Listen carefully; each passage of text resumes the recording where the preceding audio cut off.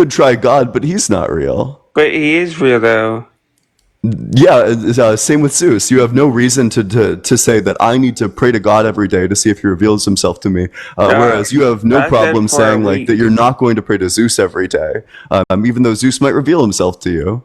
I mean, if he did reveal himself, that'd be the devil, and the devil comes to kill, steal, and destroy. So that would not be Zeus. Yeah, so I mean we could take like the Romanized version of this even, and if God reveals himself to me, that's like Loki, the trickster god, who's just playing little tricks on me. Yeah, but that wouldn't be real because only God's real. That's why he's the Oh, only your person who has a conclusion. tomb Why didn't that's I just think empty. about your conclusion?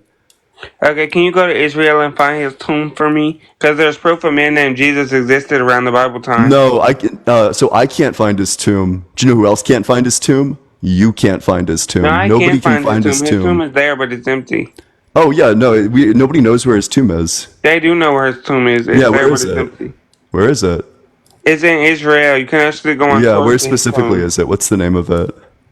Girl, let me Google. Yeah, nobody knows where Jesus' tomb is. Spoofnix, thank you so much. Appreciate it. And nobody knows where all these other false gods are, but they pray to them every day. Well, I think that they're nowhere. I think that they're in the realm of fiction.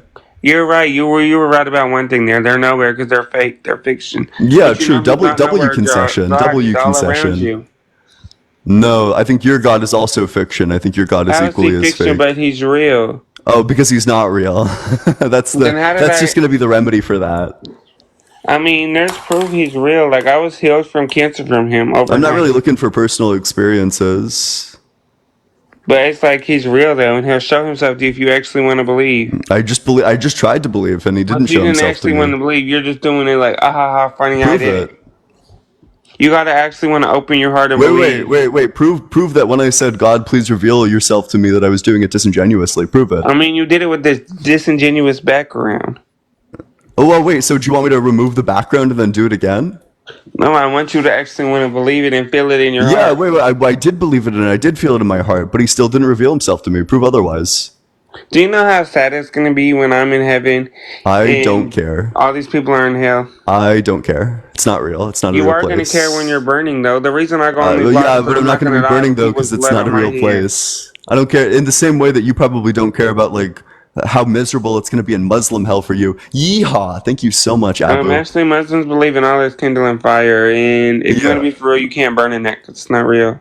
Oh yeah, and you also can't burn in hell because it's not real. But I have a But hell, question. Israel, there's Wait, proof. I have How a I come have a scientists found? question. I have How a come scientists found the question. I have a darkest fire in the world is question. I have black? a question for you about hell. Okay, Do you think God is all just? you said what? Do you think God is all just? Just what? Like justice, like Oh, just, he's like this was like not. the just thing to He's do. actually a mean god and a jealous Oh, god. So he'll so send so you you to think the hell if he's Bible is jealous. lying? So when the Bible says that everything God does is just, you think the Bible is wrong? You disagree with the No, I Bible? don't. I'm just saying If that he hell doesn't is always real, do. you're gonna be there with me. No, I was not. But he doesn't always do what you think he'll do because he's mean and jealous. But do you agree that everything that God does is just? Yes, it is.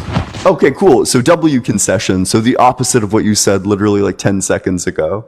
So do you think it's just that some people burn in hell forever? That for people's the wrongs that are done in someone's finite life, that they are subject to infinite torture? Do you think that that's just? I do. In what way?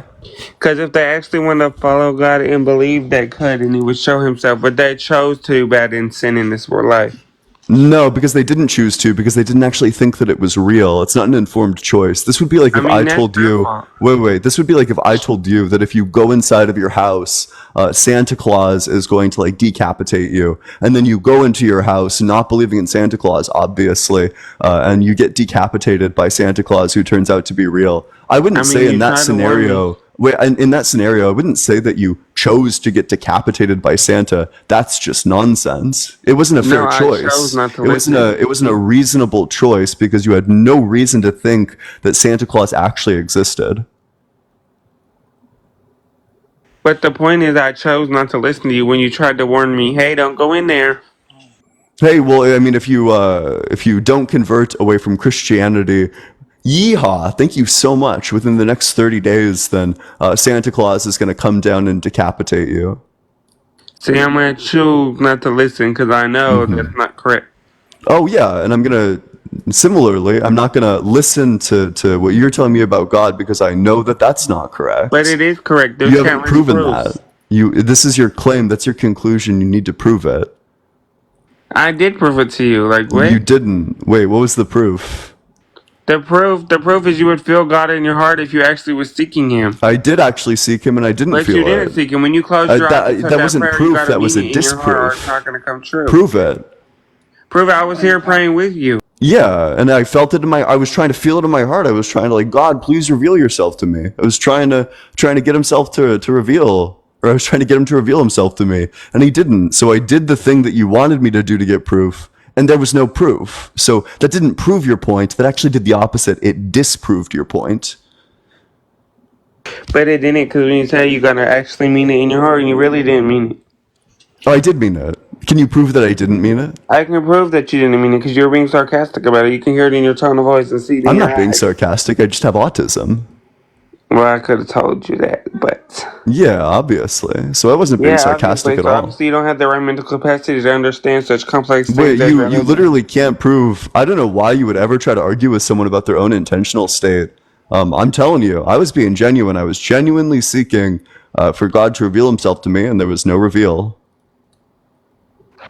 I don't know about that one. Okay, well, do you have any proof? I've been showing you proof this whole life. Clearly, you can't comprehend it. Oh, I mean, I tried to do the thing. I followed your exact instructions, and nothing happened. So, do you got anything else for me, or do I need to move on to the next guest? Move on to the next guest. God is real. He's gonna come back, and you're All right, well, appreciate it. Make sure you're double tapping on that screen. Thank you so much, Chris. Appreciate that. Share it with your friends. Let's get all the way up to 30K likes. If you want to support the stream, the Venmo is allegedly-ian. The Cash App is just allegedly Ian. If you want to join the community, there is a link to the Discord in my bio. It's also discord.gg/allegedly Ian. I'd love to see you there. We're doing a community night tonight. We're playing some video games, I believe. We're doing Among Us and Jackbox games, so I would absolutely love to see you there. But with that, we'll go to the very next guest. But make sure you're following so you never miss a single live in the future. What else? Kat, thank you so much for the glowing jellyfish. That is awesome. I appreciate that, Kat. What's up? How's it going, Saul? Yo, what's up, man? How you doing? Doing well. How old are you? I'm 22, And what religion are you? Christian. Okay, so what's your strongest argument for the existence of God that does not involve personal experience? My strongest proof. I would just say based off archaeological evidence. Which in, archaeological Israel. evidence? Just like different artifacts and such that correlate to what is being said in the Bible specifically. Such as? Shoot. I know there are like some ancient texts and such, like scrolls almost. The Dead Sea Scrolls? Yes. Do you think the Dead Sea Scrolls prove that Jesus is real? I mean, it doesn't definitively prove that he's real, but I mean, it could kind of point in the direction that he could be real. Do you think the Dead Sea Scrolls mention Jesus even a single time? I'm not sure. I haven't like thoroughly don't. read the scrolls. The Dead Sea Scrolls are a form of the Old Testament. Form of the Old There's not a Testament. single mention of Jesus anywhere in the Dead Sea Scrolls. So you said it's a form of the Old Testament. So Yeah. if it's not referring to Jesus in that sense, then why did you bring up the Old Testament? Because that's what the Dead Sea Scrolls are. They're just an old form of the Old Testament. So could you say that just the Bible alone could be proof for Jesus? Yeah, but the Dead Sea Scrolls aren't proof of the Bible. In fact, they're not even proof for themselves. It would still be a circular argument because you would essentially just be saying that the Dead Sea Scrolls are true because the Dead Sea Scrolls exist. This is a nonsense argument. That would be like if I said, like, the Odyssey is true, that, like, Odysseus actually journeyed and, like, fought giants or whatever because it says so in the Odyssey. So, what about the folks that the eyewitness accounts within the Bible? Yeah, so this is again just using the 500. Bible to prove the truth of the Bible. In order for me to actually accept that this part of the Bible is true, I first must accept that the Bible itself is true. So in order to take these like 500 eyewitness accounts as truth, I would need to believe that the Bible itself as a document is true, which I don't. So, what are your thoughts on faith? Do you believe faith is just a fallacy, and you can't Think so. go off of something just based off of faith alone? Yeah, I think that like faith is like pretty categorically nonsense. I don't know. Like faith is it's a belief in the absence of evidence. It's pretending to believe something that you don't actually know. I don't know why I or you or anybody else would ever want to pretend to know something that we don't actually know. I gotcha. So it seems like you speak about the Christian God a lot, and you don't believe it's true in that sense. But what about God overall and just in general? Like, do you have an idea of what God could possibly be, or do you just strictly believe in evolution and you don't have a God? So if you go to like a generic God, a God who isn't like all good, all powerful, or all knowing, there's no like immediate contradiction, or maybe there is. Actually, no. I have good reason to believe that no God exists. I don't think that there was anything that created the universe because I think the universe has always existed. So the universe has always existed. So what created the universe? If It's always existed. So, but how though? Because there's always a creator, Oh, so who created God then? That's a good question. No, he's always been here. Yeah, the universe has always been here. Yeah, it's the exact same argument. So, I don't know. I'm a little stumped here because, like, yes, God has always been here, and He wasn't created, but the universe itself was created by a God. So you can't just say Prove it. that the universe was just poofed into existence. That just doesn't make any sense. Cameron, thank you so much for the $2 on Venmo. W Cameron in the comments section. Thank you so much. I appreciate that. Again, prove it. Prove that God made the universe. Well, I mean, there has to be a creator in my eyes. Except and I believe that's that not true. God is here. In my Because sense, you don't think God is a creator, so that's not true. I do believe God is the creator of the But universe. you don't think God has a creator, so that's not true. Yeah, I don't believe God has a creator. I believe He's always been here. Yeah, so I don't think the universe has a creator. I think it's always been here. So, therefore, you believe that the universe is God. No, because I take God to be an entity who has like a mind, who created everything, who created the universe. So insofar as the universe doesn't have a creator, I don't think that there is a creator of the universe, which means I don't think that there's a God. So you believe that the creator has, so you're referring to the creator as having a mind, if there was a creator. That is like God by definition is Right. God by definition has a mind. Has a mind. Okay. Do you have? Oh, and I can run the argument. So the universe must always exist because time itself cannot have a beginning, and I'll walk you through the argument. Time can't have a beginning? Yeah, because in order for if time begins, then that's going to be a change of states. A change of states is a change. Change requires a before and after. A before and after requires a past, present, and future. And a past, present, and future requires time. So in order for time to begin, time would need to already exist, which means that before time began, time would already need to have begun. But that's just nonsense. We can't have time without time. Time. Okay. What about like the Julie? So like this is basically just a short response answer. Like this isn't really creative in any means, but the calendar was created. It was human made. Time is human made. It's not hasn't always been here. If that But makes so sense. the time was There here, was a but start. the way we like label it and put it into various categories, that itself is human. I agree that we put things into our own little calendars. That's fine, but the time itself already existed. Do you think that time existed before humans existed? Yes, but not in our sense, like in terms of like the Julian calendar and whatnot. Yeah, of course. Yeah, so in the sense that there's like a distinction between moments, like moment A is different than moment B, and that was true Right. even before humans existed, then I think time existed in the sense that I'm referring to. I gotcha. Okay, so you believe that time has always been here. Basically, yeah. I gotcha. No, and I do agree with that as well in that sense. But in terms of the human made time frames, that's whenever you know.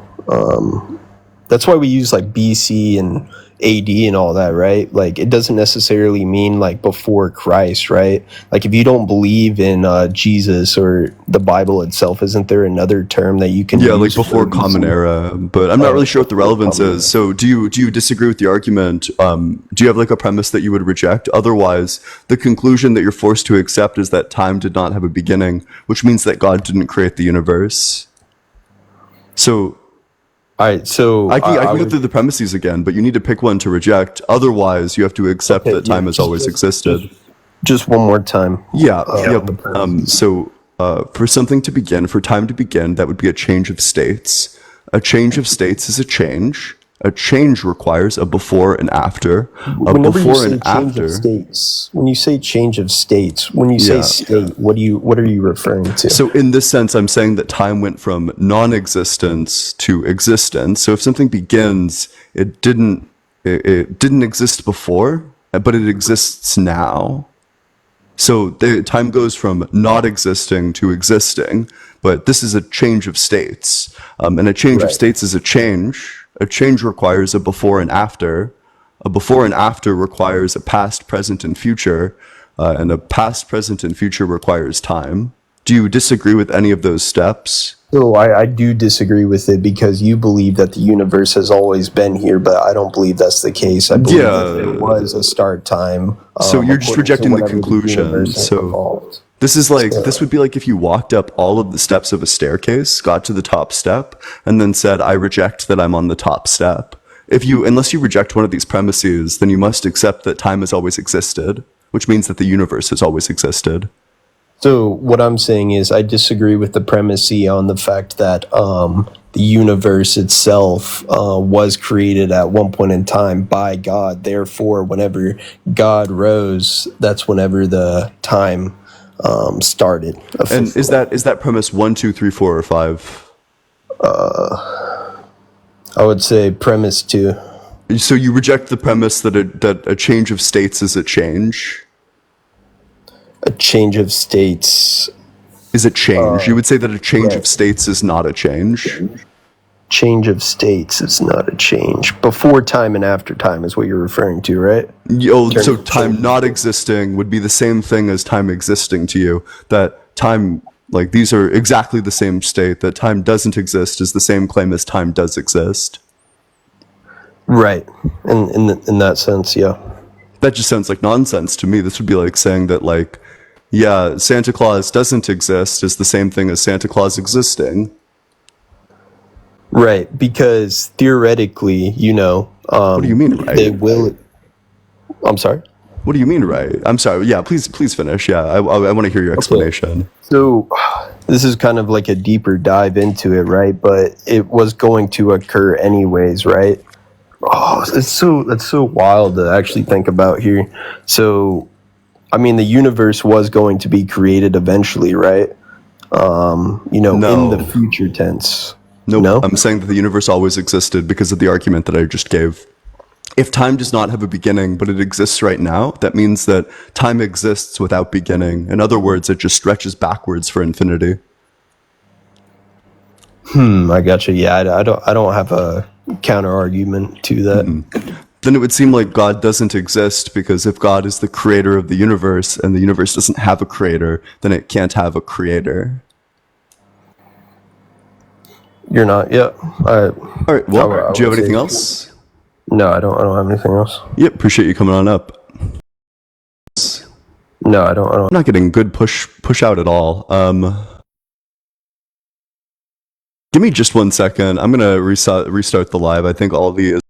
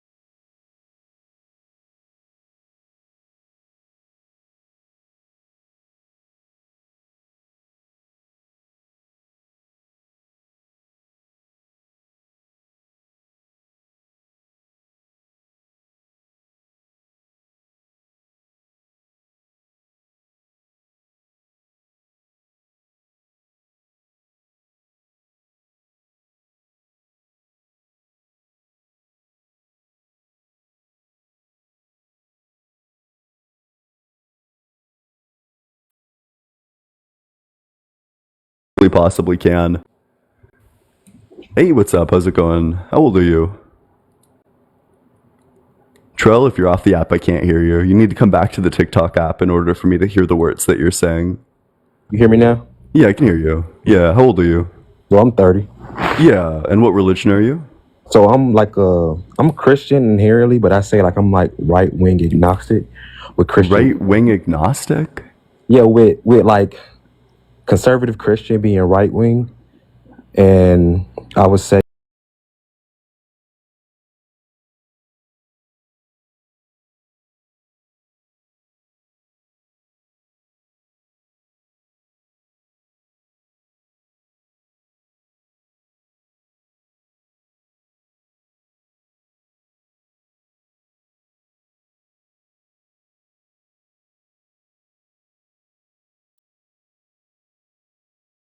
universe is, you know, understand each other coherently.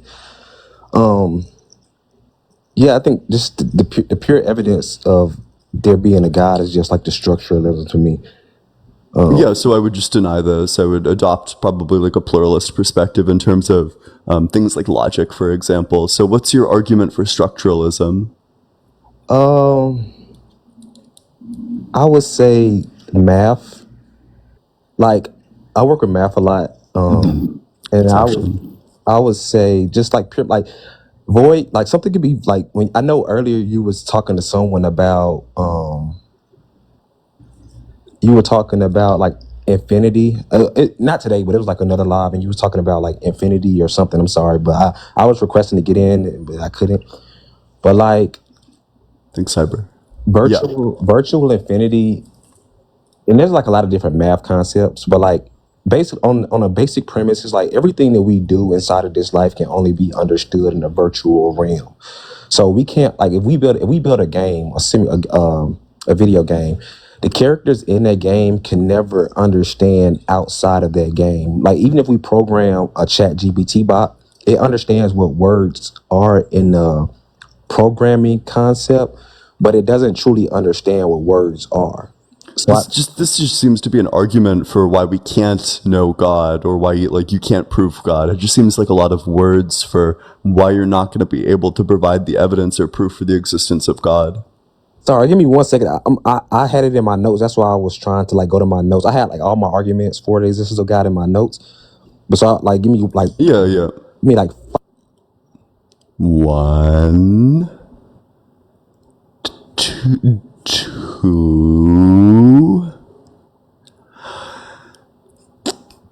3. Yeah. so yeah. Basically that like we can prove God existence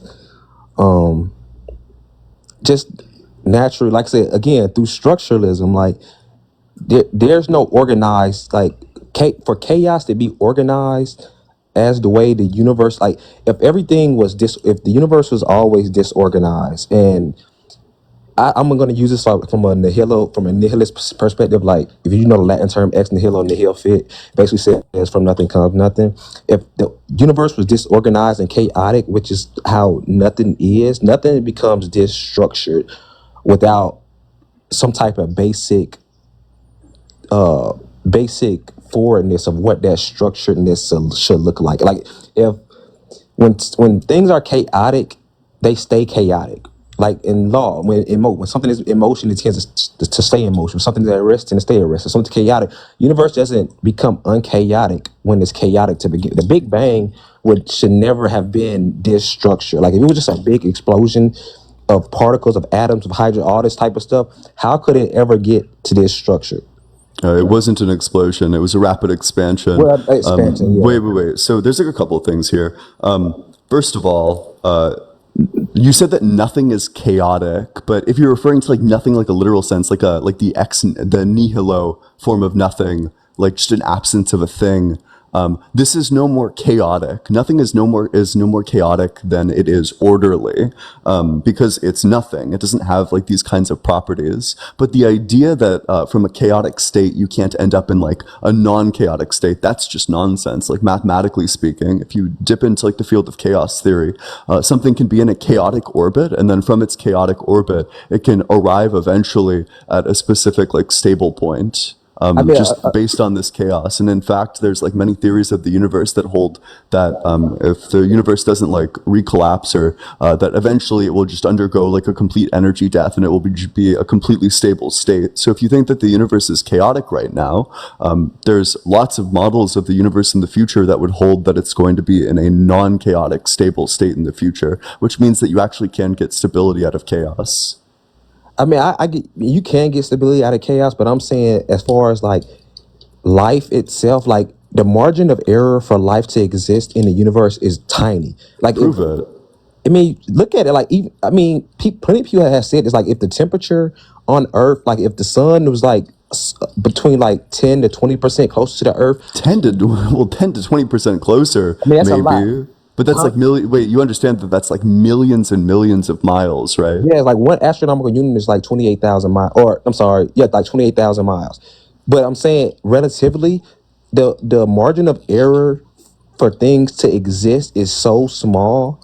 Like, Man, that's your claim, but I'm asking you to prove it. So you tried to, I'm asking you to prove that claim, and your proof seemed to be that if the sun was like 10 to 20% closer, but that's right. not like a tiny margin of error. That's like 10 to 20% closer, literally millions of miles. I mean, on a grand scale, like that's tiny. Like that's nothing compared to a light year. You know what I'm saying? Like that, if 10% is 28,000, what 4,000 something. That's still on a grand scale. Like that's nothing. Like that's a light year is nothing. So Yeah, which is why, so the planets that are closer or like outside of this range, such that they can't form liquid water, these planets are obviously not going to form liquid water. Critical skills, appreciate that. But the planets that are in the range are going to form the liquid water. Chris, thank you so much. Given that there's so many planets, it just seems like an inevitability that these kinds of things would arise. Thanks, Nick, appreciate it. yeah, like I said, I just personally believe like well, it's not really personally, but even like with the atoms and like how atoms are structured. I heard you also say that when he was saying that you said things can't come into existence in a previous live or something, but quantum particles and like I didn't say that. okay, I thought you said that they don't, but there's a lot of stuff in life that we don't understand, and I just feel like we don't understand how consciousness streams. We don't understand. There's so many things, and it was a previous live. You also was like, just something can't be. I think you said something cannot exist, and it says, I'm sorry, it was like 2 lives ago, but like I said, it was numbers, and I always like do this is like zero and null can exist simultaneously. Like God can be void, stateless, and something, and can be zero at the same time. Like zero is nothing, stateless is void. So for us to understand how God operates, like if time, I heard you also say time can't exist. Wait. You just jumped past like 5 claims. Let's go one claim at a time, all right? Let's not just go like claim to claim to claim. Okay, go ahead. Sorry, I have literally no idea what you're saying. So if you're saying that God isn't logical, then if God is illogical, then I have literally no reason to believe in him at all. If God wants me to form a relationship with him, why would he make it like I don't need to fully understand him in like every single aspect, but why would there be logical contradictions in the properties of God if God wants me to believe in him? I mean, I don't, I'm not God. I just believe that on a large scale, it's like if we were to make a virtual world, right? Those characters or operators in that virtual world, they can look and understand the math of that world. If we programmed a character in a game to look back at the logic of that game and to make decisions based off the logic of that game, yeah, just say, hey, I understand that 2 + 2 = 4, and this is what the outcome should be, and I understand, but they would never understand truly what numbers are, or the simulation, because it's still in a simulate, it's still in a game. So for us to understand outside of the virtual infinite world that we're in, it's impossible. We That can doesn't only, answer my question at all. Do you even remember what the question was?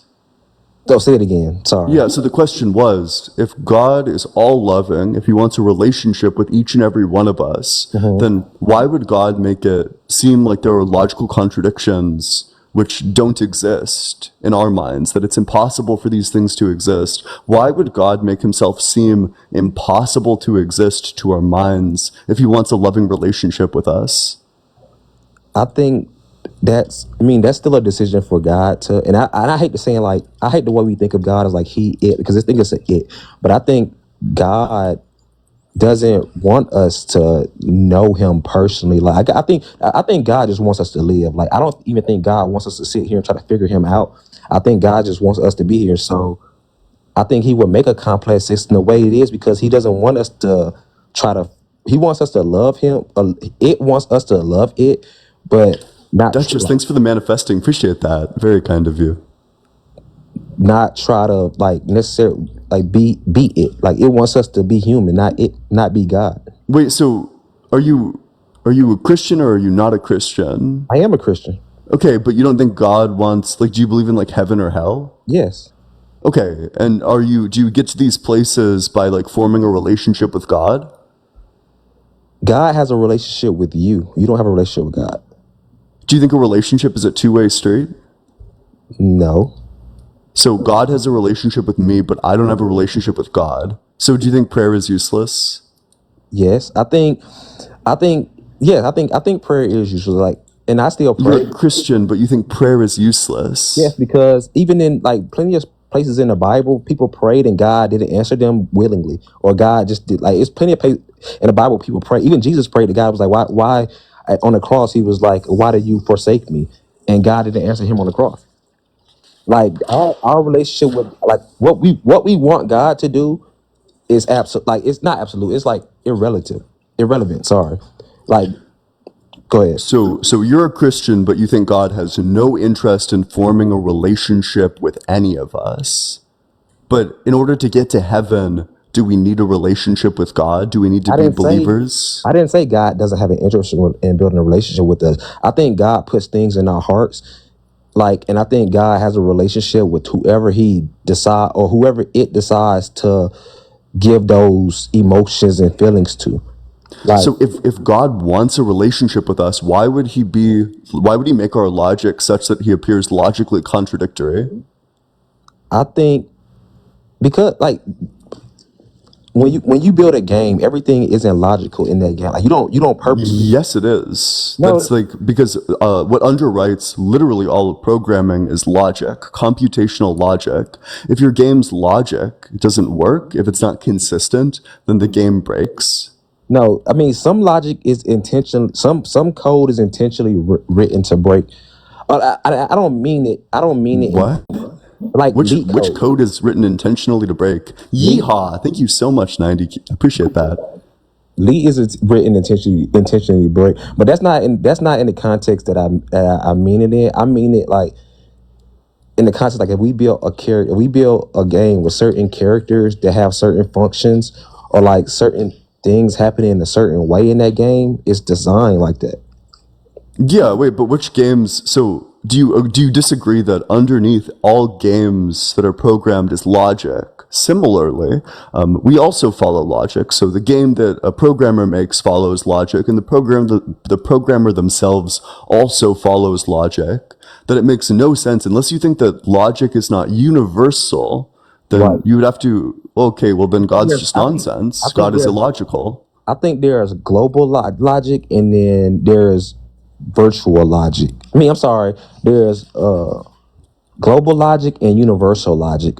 Like I think These just sound synonymous to me. What's the no, distinction? like because in the globally, like in a virtual world, something can be logic globally, but I mean, like virtual covers all global items. Like if you believe in multiverse theory, like there can be global logic in our universe, but virtual logic is the basic logic that operates in all multiverses. It's like it's not idiosyncratic to one global widget, I would say. If you I could, sure don't believe in multiverses, so I just don't know what any of that means. so basically like if there was multiple universes, right? The global logic of this universe could say one hydrogen molecule and one other molecule makes this. In another universe, it makes something else. But the basic premise is that those two atoms exist. Yeah, so there's a distinction between physical possibility, i.e., the possibility that in a different world, these atoms make like different compounds, and logical possibility, which is that in different worlds, there are logical contradictions via the laws of logic. What you're essentially affirming when you say that logic is different across many worlds is that it's possible that there are impossible worlds. So I also wanted to, okay, I don't want to get too far off the topic and I want to let somebody else come up. But like I believe that, do you believe truth can exist without evidence? Um,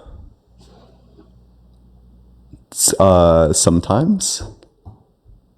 So like and I think that's the problem. Like I feel like you don't believe that truth can exist without evidence. Like I said sometimes. yeah, okay. Well, you said something. Okay. So if we don't have, I know you said sometimes, so I can't really go too far into that. But I'm a person that believes like we don't have to have the evidence of God to exist for us to know He exists. And I believe in the same context, like things can exist without evidence. Like we look at color. Color doesn't exist. I heard this you was talking about in another live too, and you were saying that because of color or something. Sorry, I'm trying to go back to all your points, but like Wait. It's like really hard to follow if we're just like jumping from point to point to point to point. Let's just stick with one. okay, so God can exist without evidence. You said I know in Why? another live you said that you're an evidence-based person. Yeah, so there's like very specific scenarios where certain things can only be grasped via intuition, but it's going to be about very specific claims. So logic, for example, can only be grasped via intuition. If somebody rejects logic, then there's really nothing you can appeal to because they'll just bite every bullet and they won't see the problem with it. If their intuition differs from yours, there's really no way to bridge the gap. But most things, like things about like the physical world, for example, or like like non-abstract stuff, that all requires evidence in my mind. Yeah, I don't know. I think you just have to have that personal. A guy has to want a personal relationship with you, and if he doesn't, then you're just like you're an operator in this world. And I don't know, but I do believe God doesn't have to show evidence of us for us to believe in Him. Like I said, we can look at the natural premises of the world, like color, how we see color, and color doesn't technically exist. It's our perception of it. We see magenta, even though magenta doesn't have a wavelength. So, i.e., we have evidence of magenta, but we don't. It doesn't exist. There's no wavelength for that color, even though there's evidence of it. And there's plenty of other examples where, like, we have evidence of things that don't technically exist, and we don't have evidence of things that do exist. So it could be the same thing with God, like. Well, wait, so the evidence that magenta exists is just that we see it, or at least like the thing labeled as magenta. When I say the word magenta, this word points to the color, like the sensory experience of seeing this color.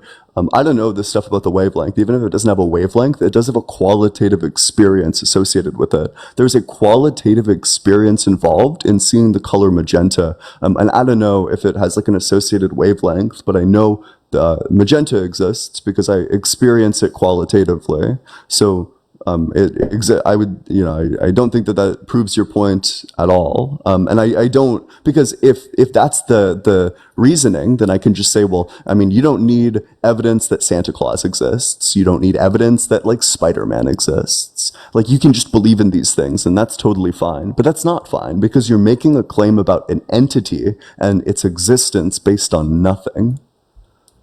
I mean, it's not necessarily nothing. Like we don't have evidence of our consciousness. Like Yes, we do. how do we We know? experience it. I mean, like how do you know your experience? Whoa, critical skills. Thank you so much for the galaxy. Let's get a big W critical skills in the comments section. I appreciate that. How do you know you're experiencing something right now if you don't have evidence of it? Like if you don't have. Literally, I experience it, therefore I experience it. So I got a question. So It's like just self-evident. all right, I want to make like two more topics, and that's going to be it. Like I don't want to keep going deep into this, but like so if we grow lab grown brains, right? Do we? I don't know. Yes, science grow lab grown brains, and they've been doing it for a while now. But if those brains grow consciousness without a body, right? Like I say don't think we don't do that. we do. We can look it up. Science. I don't This is I don't like think that's 2020. true. Yes, look up lab grown brains. Well, okay, well, also it seems so the consciousness producing structure is the brain, so I'm unclear what the point is. The point is, there's been a hot debate in the scientific community about making lab grown brains, and if these lab grown brains can grow consciousness. You can look it up. You can Google it. It's very And what is that like? Who are you responding to right now? How does this get to God is real? because I'm making a point. Get me out. If those lab grown, this is a discussion like, about those lab grown brains growing consciousness. If those lab grown brains grow consciousness, but they can't see outside, they can't see the outside world. Does the world exist to them? Does the world exist? No, so you're just asking like brain. I don't think this is a real thing. I think what you're referring to is brain in a vat. No, it's Google it. It's called, like, you can everything I'm saying is true. Like this has been going on since 2010. Look up lab grown brains consciousness on Google. You can just Google it. Yeah, wait, okay, but how does this get to like God? Even if this is all true, how does this get to God is real? Because I'm showing you that if something exists outside of your parameters of understanding or knowledge or reference, that doesn't mean that it doesn't exist. Oh, okay, wait. So this doesn't get to the conclusion that this arrives at is not that God is real. It's that God isn't necessarily not real, but he is not real because things that violate or things that have contradictions within them aren't real, and God has contradictions within him. No, humans have contradictions in them. That don't mean we're not real. But we don't have logical contradictions. It's everything in the reality that we exist in is logically consistent. Our DNA is a illogical contradiction. Like our What's DNA, the contradiction? like most of our DNA is useless, and we only use a small percentage, but it makes so many of our functions happen. Yeah, what's the contradiction with that? That I could have a work staff where like 98% of them like sit around and do nothing, but then 2% of them work like extra hard and get everything done.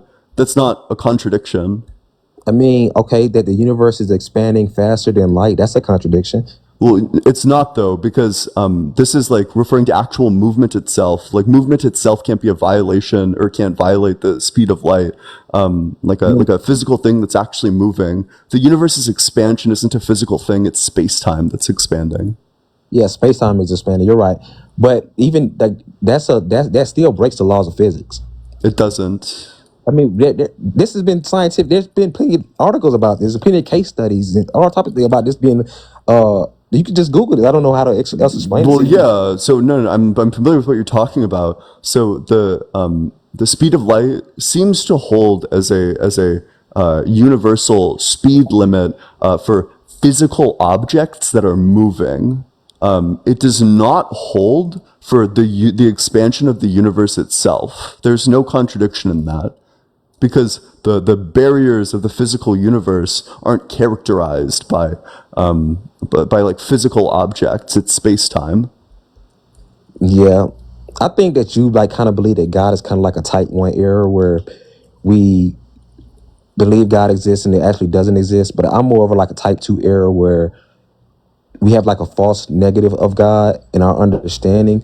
So I don't know. Like I think the basic again, I'm gonna go back to my basic premise of the argument is that key structuralism, you know, the margin of error for life to exist, that's my proof that God is real. Inherently, just like the margin of error for life to exist, the structuralism of the universe, you know, us being able to logically, you know, communicate, you know, particles being formed just right, quantum entanglement, quantum existence, how This is just word salad. None of this proves that God is real. And I denied like a good portion of this. So you came in with this claim and then you couldn't really defend it. So then you moved to a different claim and then a different claim and then a different claim and then a different claim and then a different claim and then a different claim. And then now you're circling back around. No, I wasn't trying to the only reason I was making so many different claims is because I've been watching your lives for a while and I was writing down notes. So if I got a chance to come in, but none of it was structured in a way that would be coherent to you now.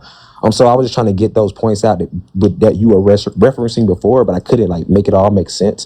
But like I said, I want to go back to my basic premise of this argument is that the structuralism of the universe is the reason why I believe God exists. I don't think that anything disorganized like this, as far as humanity, Earth, the planets, you know, the margin of error for Earth to be here, I just don't think it happens. I think the forming of bacteria from in the ocean to humans now, I just don't think that happens. Even over millions of years, I don't think that happens without divine creation.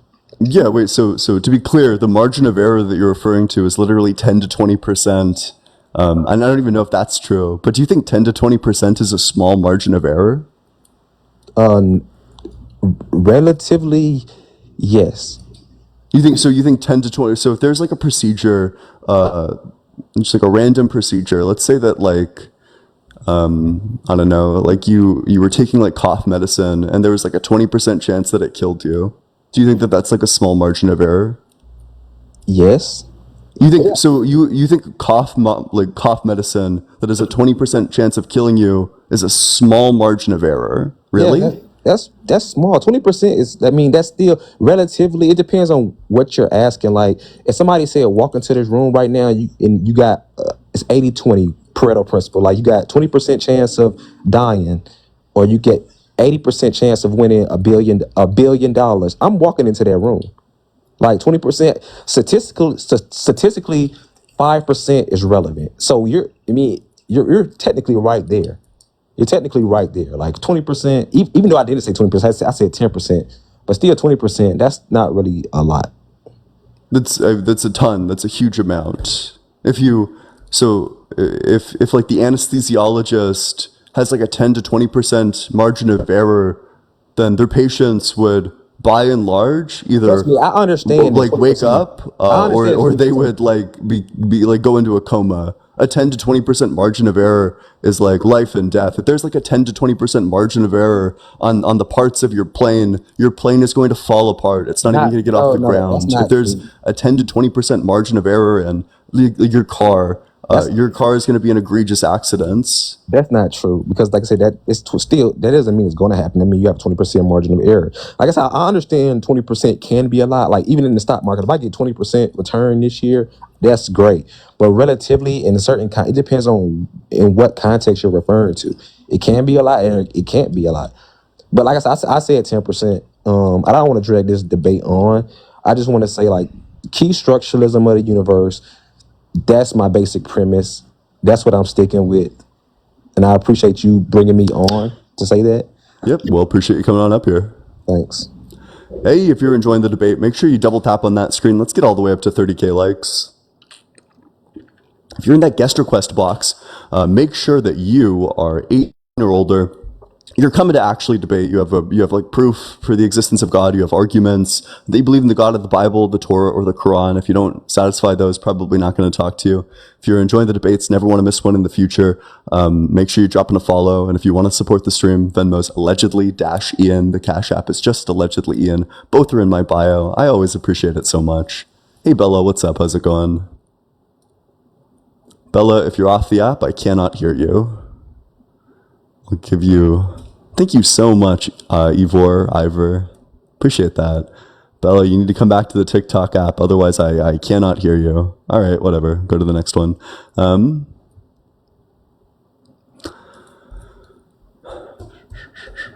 If you want to join the community... Oh, never mind. What's up? How's it going, Lexi? Hey, how are you? Can you hear me? Yeah, I can. How old are you? I'm 20. Okay. And what religion are you? I'm a Christian. Perfect. So what's your strongest argument or proof that God exists that does not involve personal experience? Well, I'll tell you this. And I saw your live earlier. I didn't really I got a chance to listen a little bit. So I don't know what you've been debating on here recently. I can tell you from, I'm going to, everybody. Okay, so here's the deal with Christianity. Everything's built around a testimony. But like I don't want the testimony because lots of people build their Christianity around like philosophy or like historical facts or like scientific facts. And while I can't engage with testimonies. Also, it's like super boring. I understand that, but it is a part of what Christianity is as a whole. I won't go there, but I will give you and tell you this, that Christianity has been proven scientifically. Thanks, Daniel. Appreciate it. Welcome to the community. Noah's Ark, Noah's Ark has Wasn't been found. It was. Yes, No, it was. prove it. You got to look up the studies, do your research on that. I already have. So There aren't any. There are no studies on this. Let me ask you this, because the point of this is to debate, right? Mm-hmm. What is your standpoint on where the world comes from? What? The world or the universe? Everything. How was everything created? What came from what? I don't think everything was created. I think the universe has always existed. Maybe in like the same way that in your worldview, you would probably say that God always existed.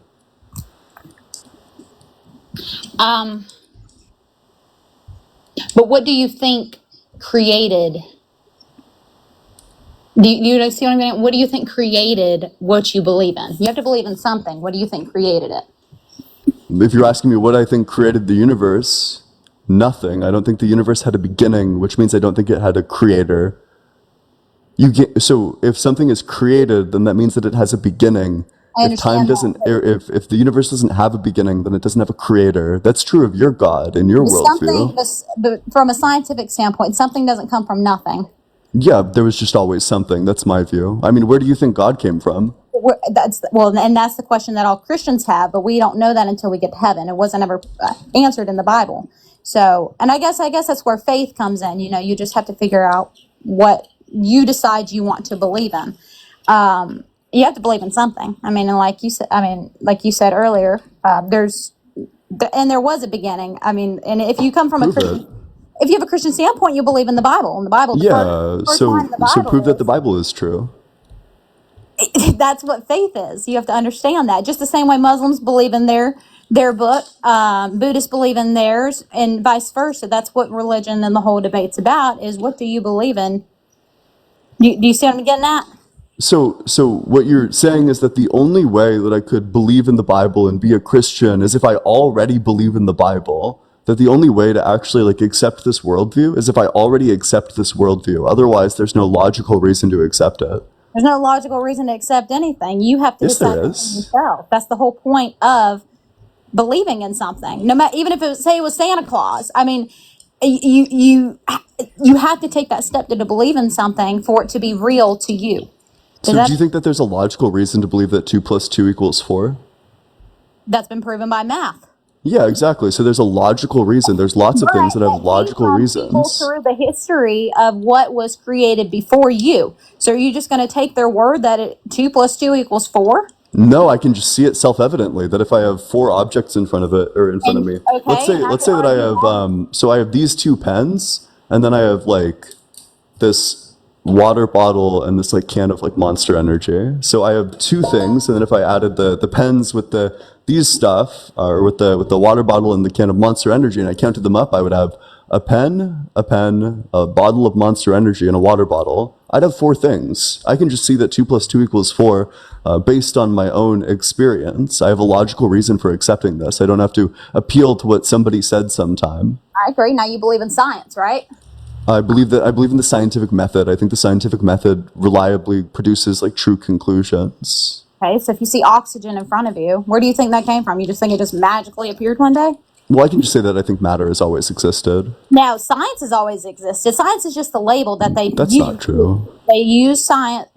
Everything's a label. Okay, so the number 2 is just the way that I guess you could say, we identify the number 2, right? Oxygen is what they call the air. Science is what they use to label what has been created of this world. God created all of it. Prove it. You can't prove you can't prove faith. You have to live that faith. So faith is just a belief in the absence of evidence. It's pretending to know a thing that you don't exactly what actually faith know. is. That's Why would exactly you what want to faith is. pretend to know something that you don't actually know? Why would you want to do that? Why does anybody believe in anything then? Because I That's want to believe in true things. It helps me orient myself to the world in existence productive of life. ways.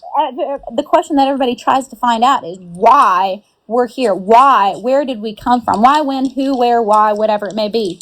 We all have to decide to believe in something. Everything in life is hypothetical. The only living word is the Bible. I mean, it's been around for years and centuries and centuries and centuries. I'm not really sure what the statement. Kat, thank you so much for the galaxy. Let's get a huge W, Kat, in the comment section. I appreciate that. I'm not really sure what the statement "everything is hypothetical" means, but in terms of our beliefs, I arrive at my beliefs based on evidence. I think that there's good beliefs and there's bad beliefs. That if I believe that the sky is blue because every time I look at it, the sky is blue, but you believe that the sky is red because you like flipped a coin and interpreted from that coin flip that the sky is red, then my belief would be a lot stronger than your evidence would be. These beliefs, the belief that the sky is blue, is not on the same epistemic ground. It's not like the same level of like trueness as the claim that the sky is red. They're both beliefs, but one is clearly superior to the other. I agree to that, but evidence, go to the Christian world, okay, coming from our standpoint, evidence comes from faith. Faith is your evidence. The faith that you have as you go throughout your day-to-day life, when you see God in the things that you do, you see God in the blessings that you receive, you see God and Jesus in everything that you say and do. That is what Christianity is made up of. You're not going to get a hard fact answer to why God created the world, because that's the whole point of faith. If you didn't have faith in the mix, there'd be no reason for anybody believing in anything. No, that's not the case, because I can just root most of my beliefs in some form of evidence, be it like intuitive or empirical.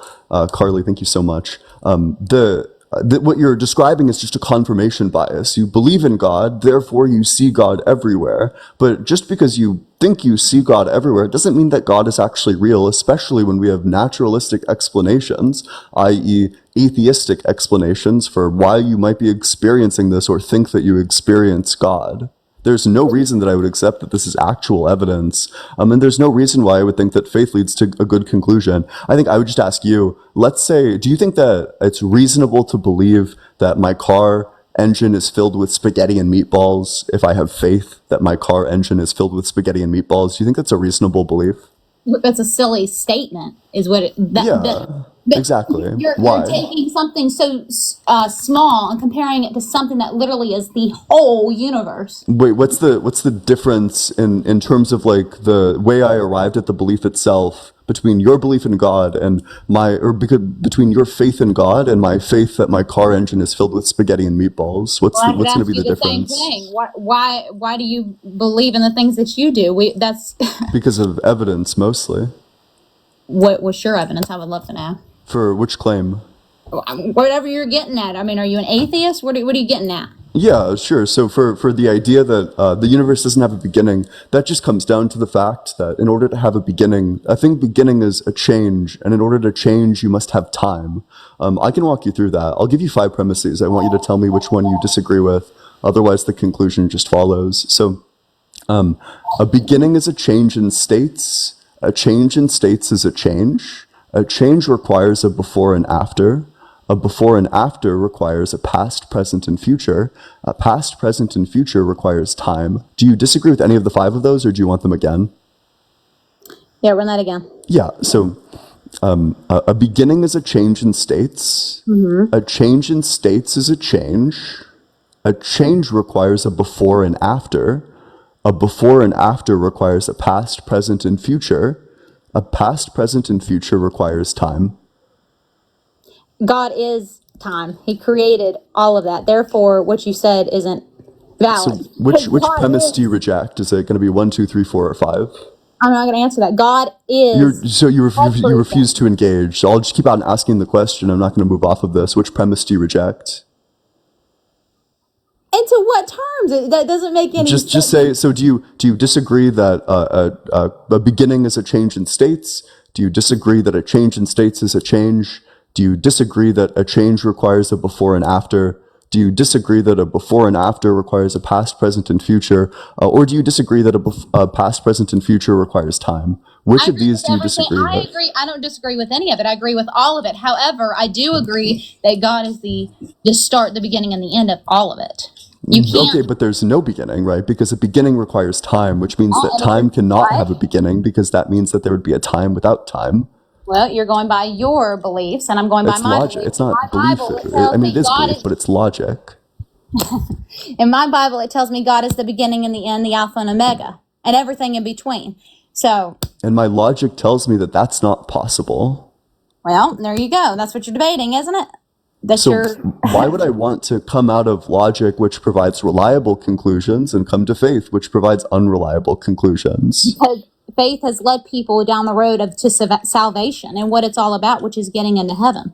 Well, I don't think heaven exists. So in order for me to accept this argument, I would already need to believe in your worldview. But the only way for me to believe in your worldview is to leave logic behind. Why would I ever want to leave logic behind? Leaving logic behind, you're trusting somebody. That's, again, this is what Christianity is all about, is the faith based in the faith walk of trusting that Jesus is going to lead you to where you need to go. Jesus is going to take care of you and give you the knowledge and the wisdom beyond what's in this world, beyond the logic that's in this world, and give you heavenly knowledge. So it seems like you're contradicting yourself. You're saying that I would need to leave logic behind. I'd need to leave my human logic behind in order to actually arrive at Christianity. Logic gives me reliable conclusions. I can reason through things and come up with definitionally reasonable conclusions, reasonable beliefs. I don't know why I would want to trade my reasonable beliefs for your unreasonable beliefs. Why would I ever want to do that? Because of a matter of opinion. Why would I want to adopt an opinion that's unreasonable? That's your choice at the end of the day. But at the end of the day, we all go to heaven or hell. And You haven't proven that. it doesn't have to be proven. It is the truth. You can't deny the truth. The truth is the truth, and the truth will set you free. Yeah, and I agree. You can dogmatically declare your conclusion to be correct, but you haven't proven it. You need to, in order for me to accept your conclusion, you need to prove it. If you haven't proven the statements that you're making, there is literally no reason for me to accept it. And listen, you can't prove faith. And that's why in Christianity, we have testimonies. And I know you said they're boring, but testimonies are exactly why we get to where we believe in what we believe in. And it's not, people will argue, oh, it's a mindset of where you're at in your life and you're just viewing things a certain way. No, it's watching, and this is where salvation comes in, where you have to, this is where you hear people say, I repented, I gave my life to Christ. You have to come to terms with yourself and say, I'm not going to be prideful and believe in my logic or whatever you're arguing. And I'm going to put my faith into something that is bigger than me. I'm going to trust him. I believe that he has me. And then you get salvation, which leads to your testimony. And you may think they're boring, but that is exactly what Christianity is. Yeah, I guess I don't live on blind trust. I live on evidence and reliable beliefs. I live based on beliefs which lead to like reliable and consistent understandings of the world around me. If my beliefs aren't consistent with the world around me, if there's a million things that I'd have to say, well, I don't know, only God knows, really, then there's no reason for me to believe in this. Why would I want to pick a theory that has less explanatory power when I can pick a theory that has more explanatory power? That just seems like trivial to me. That is what faith is. And our Bible that we believe in tells us to be focused on the things that are above, meaning in heaven, rather than worldly things. Logic, there's going to be all kind of explanations and reasonings as to why things exist the way they do. Hence why we have so many religions. But at the end of the day, there's only one true word. There's only one true God and only one true Bible, only one true book. I mean, you can't factually, you're not going to factually prove faith. That's exactly why faith is what it is.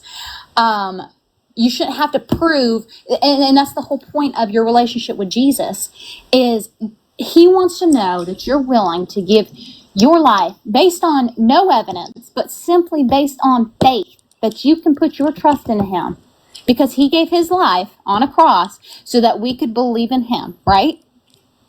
So do you think that God gave us our capacity to reason? God gives us free will. But does he give us our capacity to reason? Like, did he make us as like intelligent and logically thinking as we are in your worldview?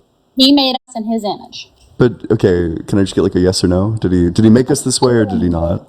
I'm answering you. He made us in his image. That is the truth. Do you think that, so which of those two answers is that? Because there's two answers to that question. So which of the two is that?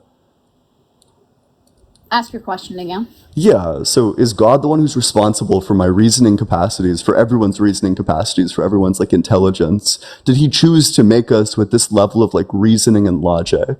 God made humans, and he made the humans over everything in the world, all the animals and everything. So yes, he did create your intellectual knowledge. He created your brain, your body, everything, the atoms that work inside you. Yes, because we're made in his image. If God loves us and he wants a relationship with all of us, and he gave us our capacity to reason and made it a very reliable method for understanding the world around us, then why is it possible for a truly reasonable person to arrive at the conclusion that God doesn't exist? Again, because that's what faith is. You can't, once you hardcore factually prove that something exists, there's no need for the faith anymore. Therefore, there'd be no need for Jesus dying on the cross. It'd be all in vain. Well, but hold up, because, so first of all, the people who lived at the same time as Jesus didn't need faith. They just had evidence. But second of all, it's still going to bite back into this problem of divine hiddenness. It is unreasonable that God would give us the ability to reason and the capacity to like understand the world around us, and he would make it impossible for us to actually know that he exists. If he wants a relationship with us that's based on faith, that's going to be a lot worse than a relationship where we actually know that he exists or have like high propositional confidence that he exists, that he's a real entity. I can't build a genuine, true, meaningful relationship with somebody if all I have is a hope that they exist. I can only build a relationship with someone that is true and deep and meaningful if I know that they exist. Yeah, I could argue with that. I'm trying to think of how to compare this to day-to-day life. People fall in love all the time, right? Yeah. Okay. People make up love stories in their head and they fall in love with people that don't even exist. I mean, the fact that you're saying, you're making it sound like you can't feel something towards something because you can't prove that it's not there. Do you get what I'm saying? The analogy that you gave is literally somebody forming a relationship with an imaginary entity, an entity that does not exist. If that's your analogy, I can accept that analogy. But the conclusion of that is just that God doesn't exist, that you can form a relationship with an imaginary God. And again, back to faith. That's what it's all about, Ian. You can't you can't have a relationship. Oh God, at the end of the day, from my standpoint as a Christian, okay, you have your Bible, which is the evidence and the truth. That is what our Bible tells us. It is the way, the truth, the life. That's Jesus. Jesus is he is what we're looking towards. We're trying to be like. We're trying to reach Jesus so we can get to heaven. We're trying to be more like him so we can get to heaven using our Holy Bible, right? Through the faith that we have in his word, which would be the Bible. And again, you're not going to prove faith. You just can't. It is an individualized experience that you have when you give your life to Christ. And until you, and I was there. I was where you were at one day, where I was like, I'm not believing in anything. Why would I give my life to something that I don't know is there? Why would I do that? Why waste your time when you can make your own decisions, right? With your Twetsky, thank you so much for the $6.66 on Cash App. W Twetsky, W666, W Satan, Hail Satan. I appreciate it, Twetsky. So, as I was saying, can't prove faith. And again, that's where your testimony comes from. Your testimony is exactly what creates your faith. Your testimony is what you have seen God do. And I know you said they're boring. If you want me to, I'll go into my testimony. I got plenty I of definitely don't. That's a choice in your opinion. But again, my testimony is exactly who makes Thanks, Kaylee. me who I am in Christ, and exactly why I believe in Jesus Christ. That's the only logic that I can come up with in my head of why I would believe in Jesus, because of what he's done for me. Okay, that's fine. I guess I don't think that there's any way forward in this conversation if you just reject logic, but I appreciate you coming on up here. Well, you asked me to talk, I talked. But do know at the end of the day, Jesus loves you. You're going to heaven or hell one way or another. However you end up at that conclusion is totally up to you. And you failed to prove any of that. Well, I don't need to prove faith again, and that's your job. And each individualized person can do it, of finding their way to Jesus, and he will lead you if you will pray on it. If you'll reach out to him, he'll hold you. He'll grab you. He's there for us. All we have to do is be ready and willing to give our lives. And at this point, you're not ready, and that's okay. But I do encourage you, if you ever get to the point where you are in your life, that you want to accept Jesus. Yeehaw. Thank you so much, Dreamy Lotus. Tracy, thank you so much for the $6.66. I baptized myself in the name of Ian. W Tracy, W666, W Satan, Hail Satan. I appreciate it, Tracy. Anyways, I hope you have a great day, Ian. Yep, you as well. Yeah, I hope you have a great day, Lexi. Thank you so much for coming on up. Make sure you're double tapping on that screen, sharing it with your friends. Let's get all the way up to, let's call it 60K likes. So just keep on double tapping on that screen. If you're in that guest request box, make sure that you are 18 or older, that you're coming to debate, that you have proof or arguments for why God is real, that don't involve personal experience, and that you believe in the God of the Bible, the Torah, or the Quran. If you want to join the, or if you never want to miss a single stream in the future, make sure that you drop a follow so you never ever do. Furthermore, if you want to support the stream, the Venmo is allegedly-ian. The Cash App is just allegedly Ian. I appreciate any and all support. Thank you all so much. As we move on to the very next guest. How's it going? Audio so bad. I also, fun fact about me, I do discriminate based on audio quality. I'm sorry. But yeah, sorry, let's see it.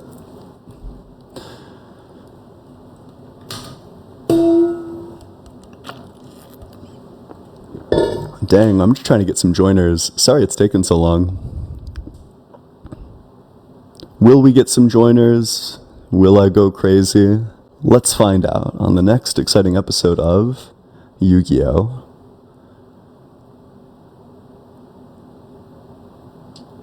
Can you hear me Hey. okay? Yeah, I can. How's Hey, it going? thanks for having me up, man. Not Yep, bad. how old are you? Oh, well over 20. Don't worry. I'm not here to debate you or anything. I just wanted to share an idea with you. Have you ever considered allowing other people to join in? And so long as they want to do that, posting something in the background that says, like, if you want to hop up, like, super fast or join in a debate, you have to send, like, a galaxy or something? I'm not sure if... Oh, I'm sorry. Wait. Oh God. Okay. Okay. I'm sorry. I'm moving on to the next guest, but I have thought about this, and typically, if somebody like Venmos me enough, I will bring them up. I'll like prioritize them if they like Venmo me like $10 or whatever. But I don't like saying that because I do think that like sets it up. But I feel like a weird like obligation to people when they Venmo me or like Cash App me like a decent amount of money to be put to the front of the line, where it feels like almost like really rude for me to not do that. And that's, I don't know. It's like one of humans' many cognitive biases is that we're really susceptible to like reciprocity. That if somebody does something nice to you, you feel obligated to do it back. But I don't know. I don't like put that out there because it feels like weird, I guess. Hi, Hey, what's up? How's it going, Nick? How old are you? I'm well over 20 as well. Yeah, and what religion are you?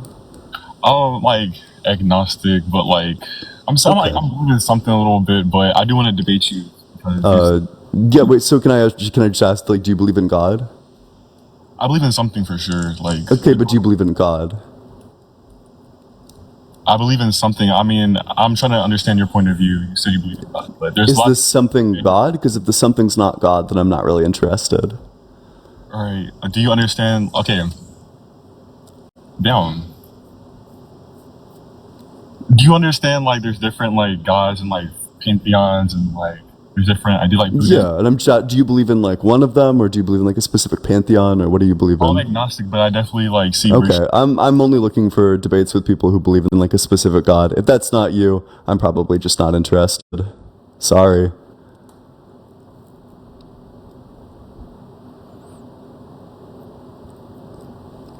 But make sure you're double tapping on that screen, sharing it with your friends, doing all that good stuff.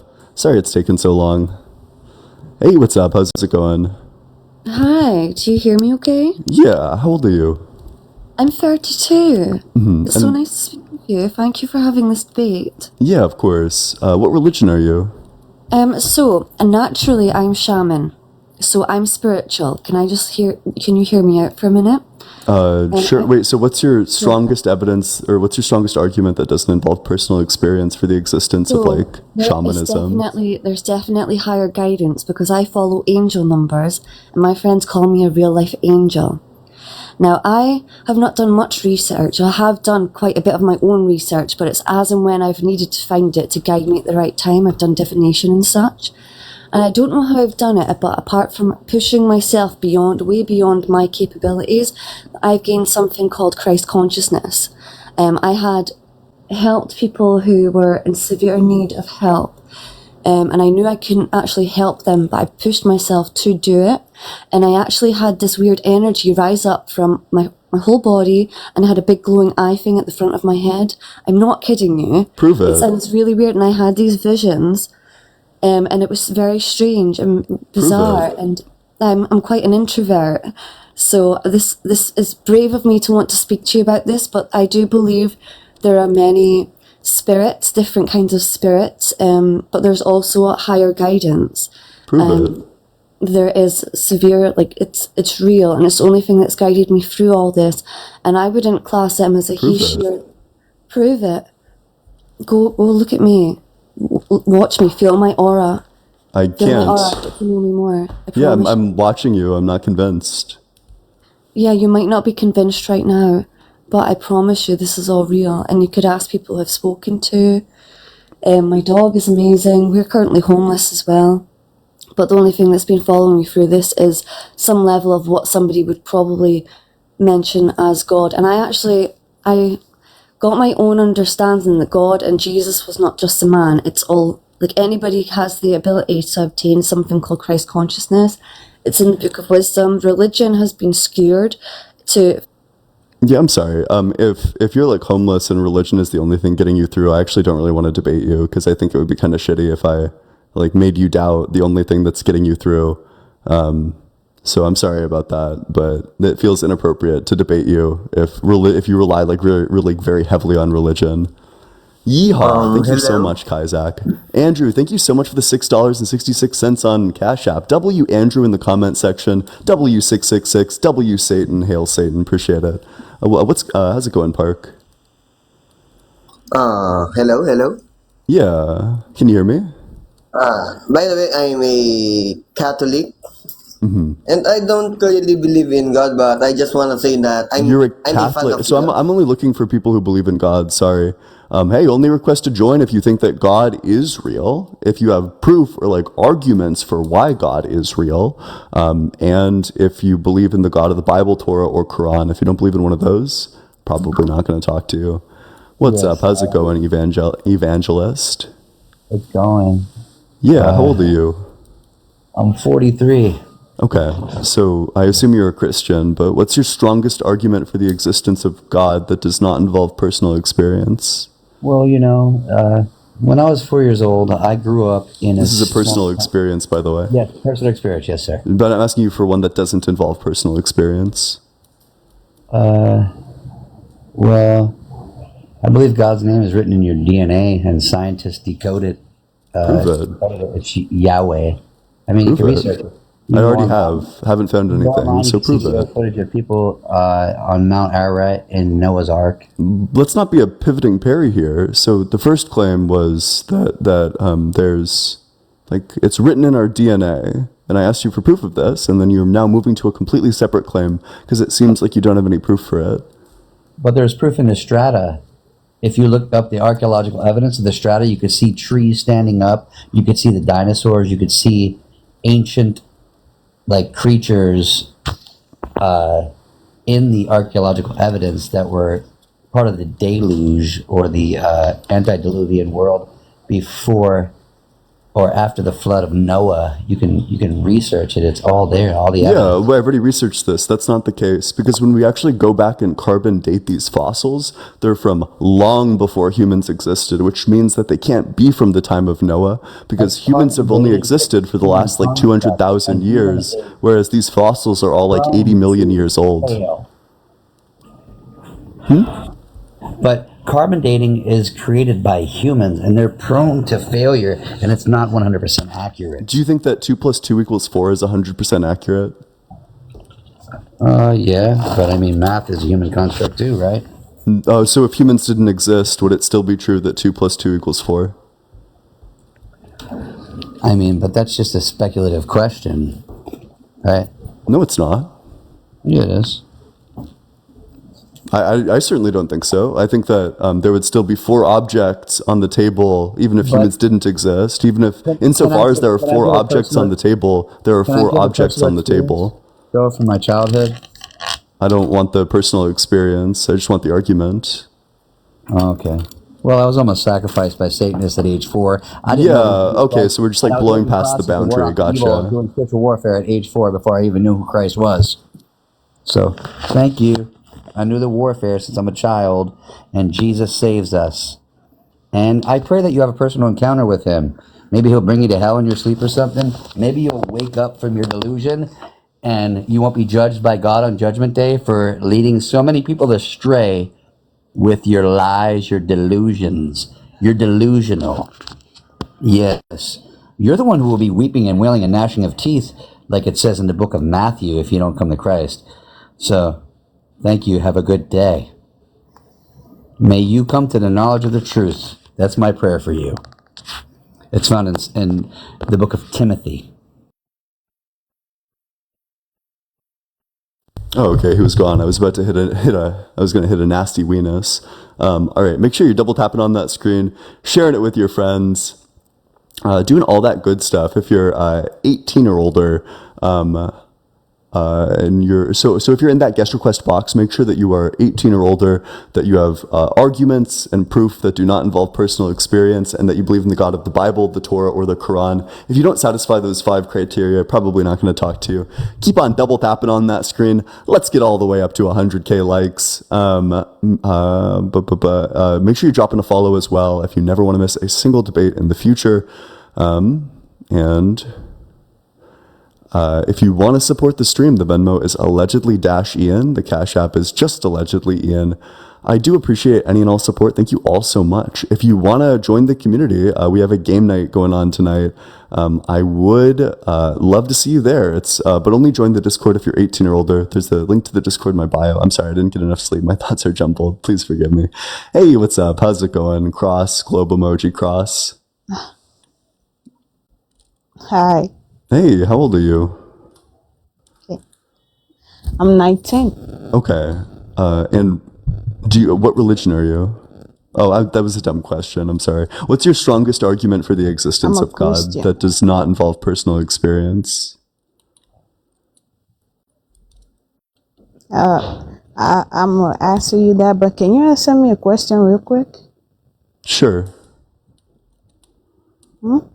Yeah, go for it. What's your question? Okay, so what proof do you have that God doesn't exist?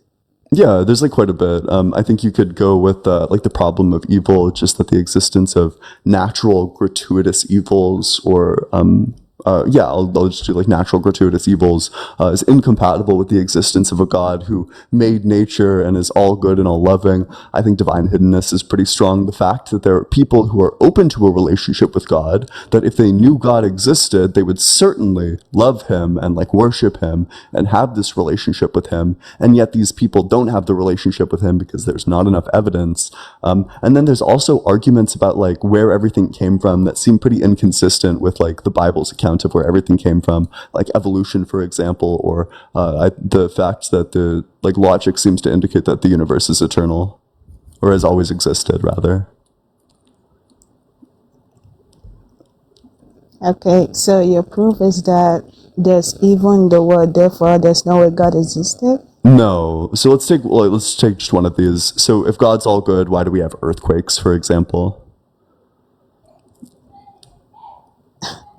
You think God is the reason for earthquakes? I'm asking you. So whose will do you think caused earthquakes?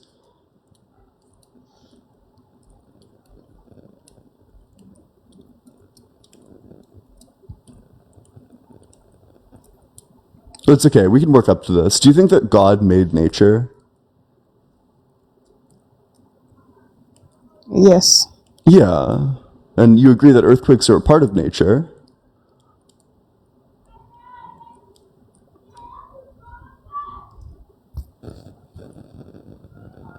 My connection is actually bad.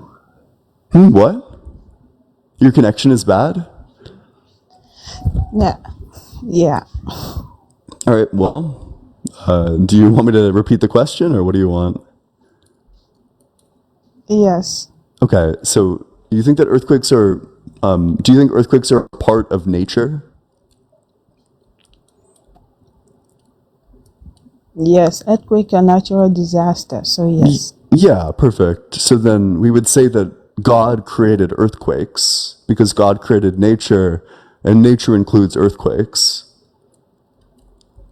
So if God's all good, why would he create earthquakes?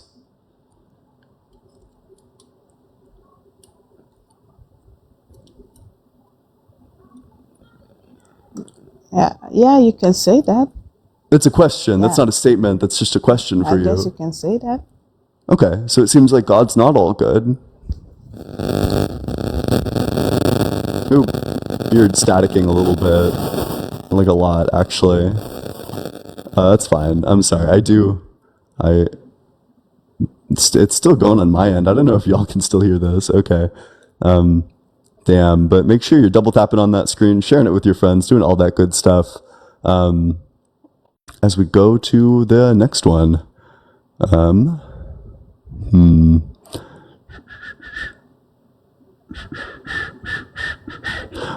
If you want to support the stream, the Venmo is allegedly-ian. The Cash App is just allegedly-ian. Both of them are in my bio, and I would love it. I appreciate any and all support. If you want to join the community, if you're 18 or older, there's a link to the Discord in my bio. It's also discord.gg/allegedly.ian. You can play bingo in there right now, God Bingo, with a bunch of other people who are talking in chat at the moment.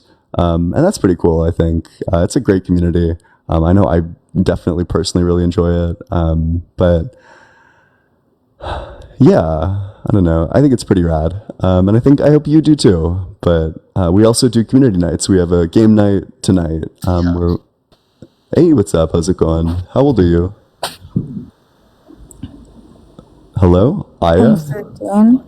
13? You gotta be 18 or older. Only request to join if you are 18 or older, if you have like arguments or proof that do not involve personal experience, and if you believe in the God of the Bible, Torah, or Quran. If you don't satisfy that criteria, probably not going to talk to you for very long. Sorry it's taken so long, gang. Just bear with me.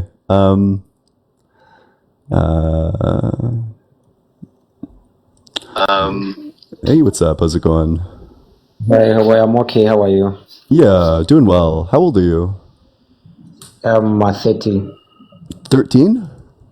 30. 50? 30. 30. 30. 30? Yes. Okay, yeah. So, what religion are you? Oh, that's good. Sorry, it's gonna be an audio issue. Damn. Why did the audio get like worse and worse over time? Hopefully we'll get one soon. Sorry, I apologize from the bottom of my heart that it's taken so long, but I love all of you. Thanks so much for the patience. Despite the non-existence of God, all of you have the patience of a saint, and I appreciate that.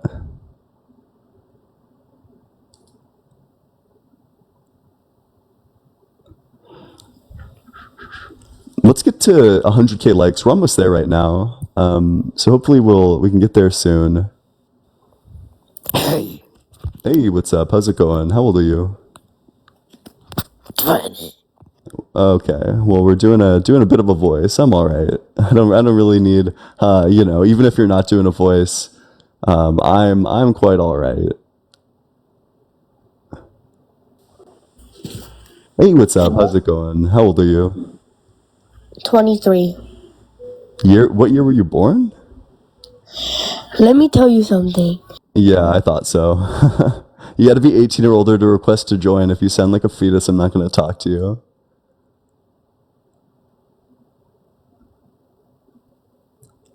Let me tell you something. Only request to join if you're 18 or older. If you're not 18 or older, don't request to join. Fuck.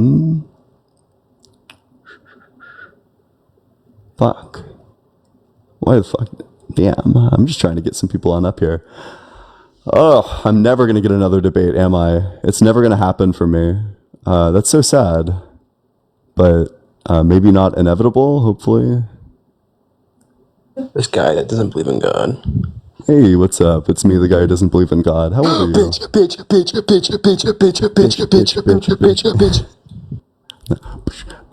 Nice. Yeah. Lay down a sick beat, bestie.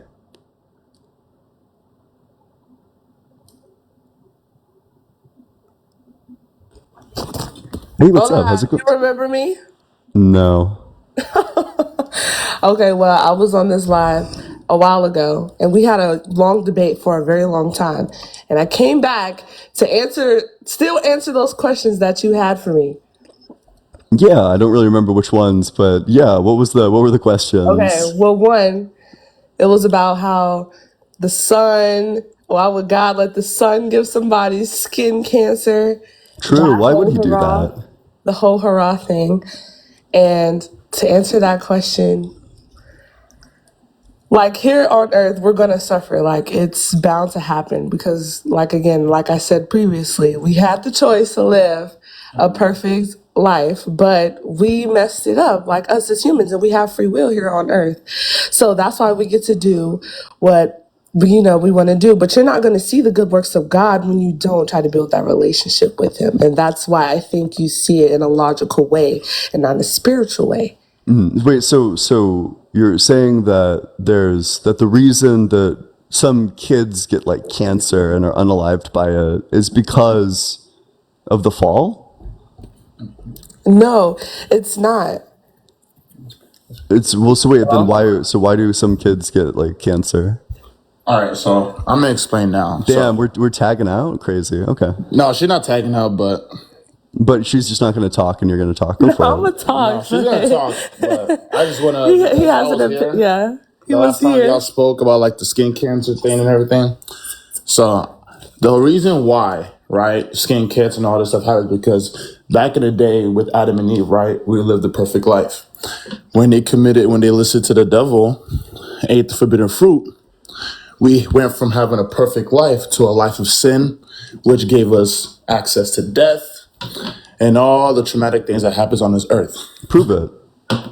He said, prove it. It is written. Go read the book of Genesis. Yeah, prove that the Bible is true.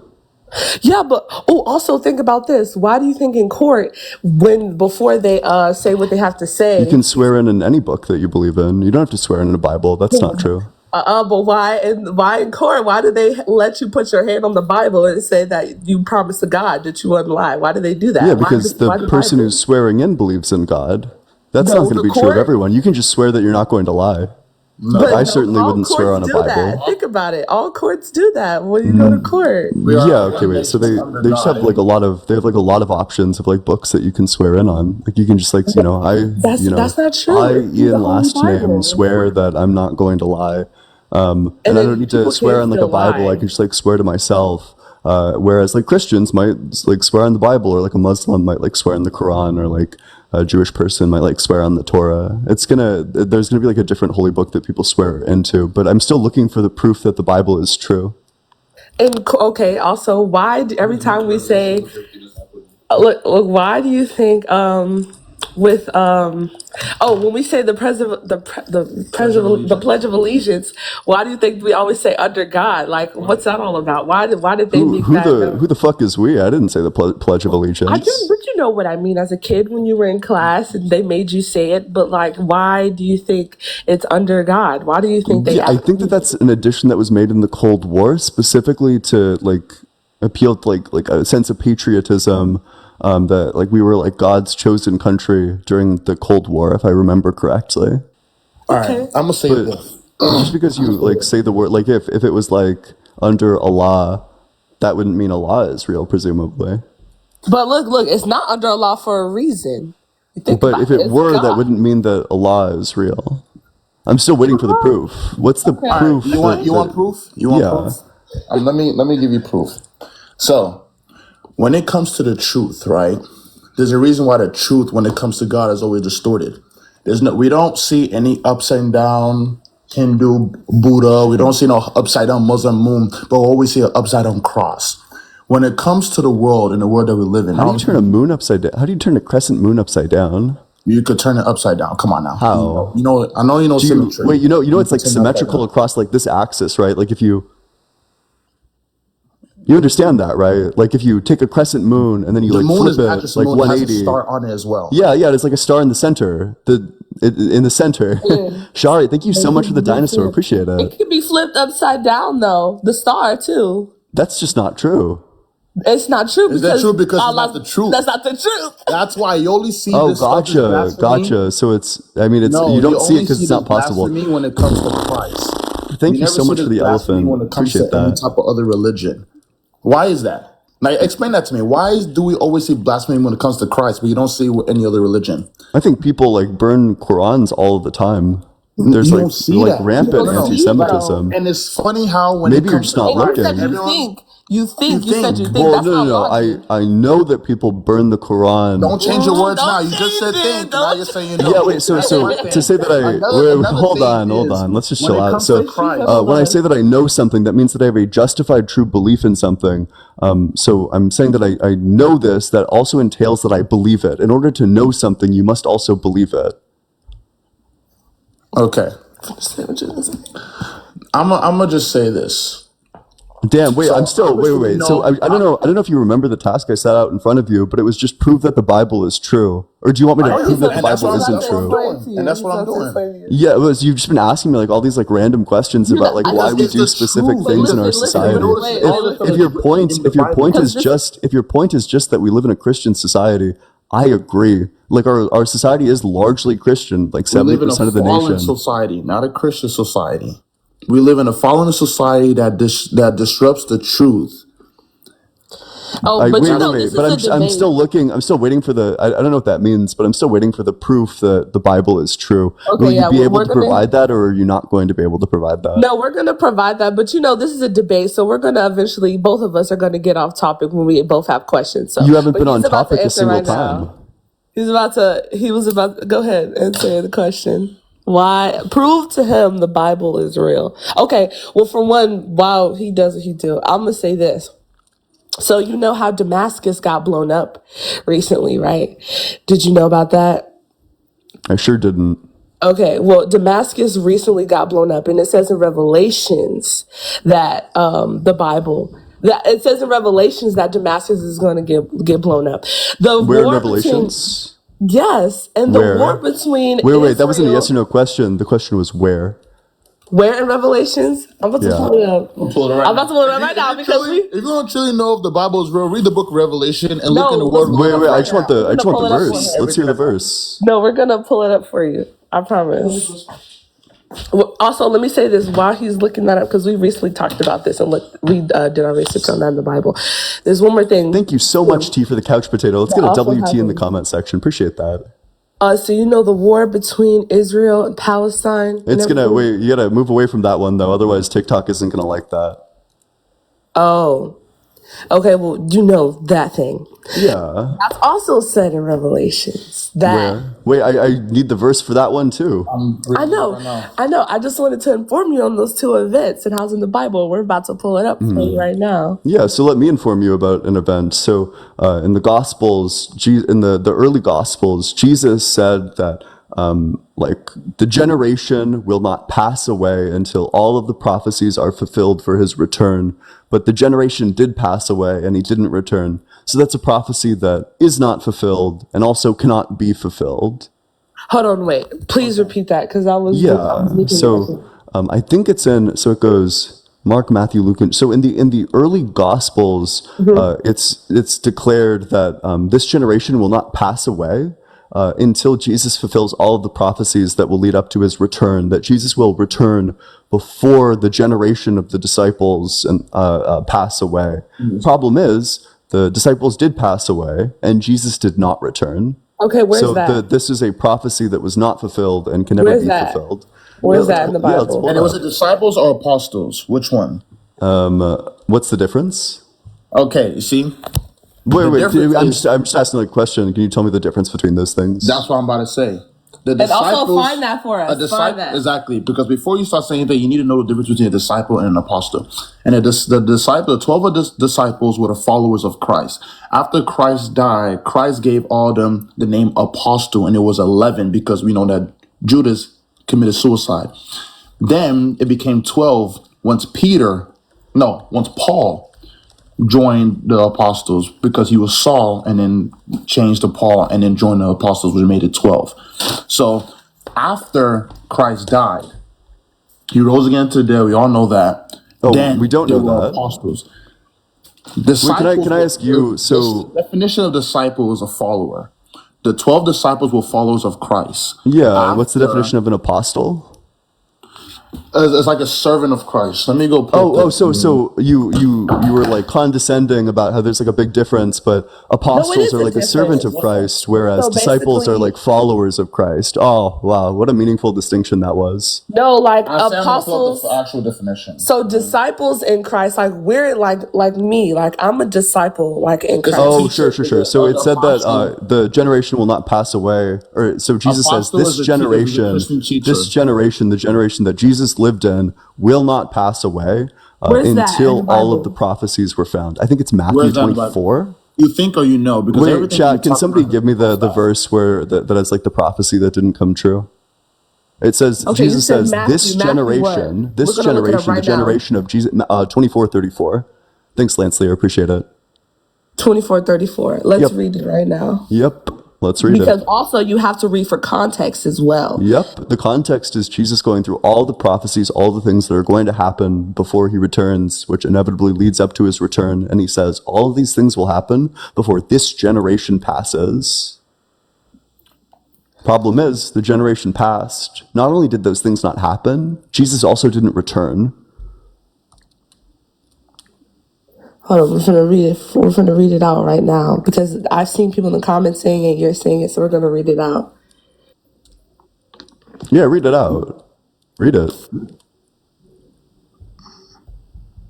you want to read it out loud, or do you not All want to read it right. out loud? Oh no, we're gonna read it out loud. So it says, "Truly I tell you, this generation will certainly not pass away until all these things have happened."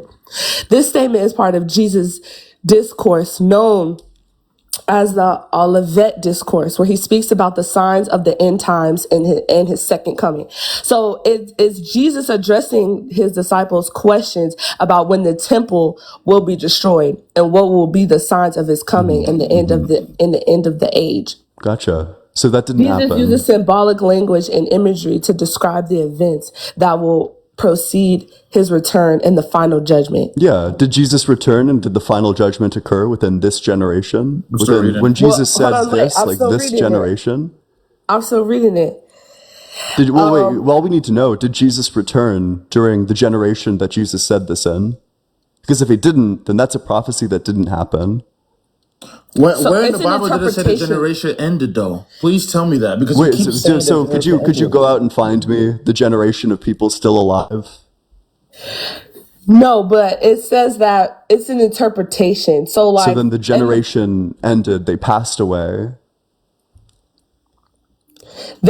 He's addressing the disciples' questions, right? But we're not in end times. We're in end times. So there's a contradiction. Exactly. So Jesus said, this generation will not pass until I return. I will be back before this generation is gone. This generation, but he didn't say a specific generation.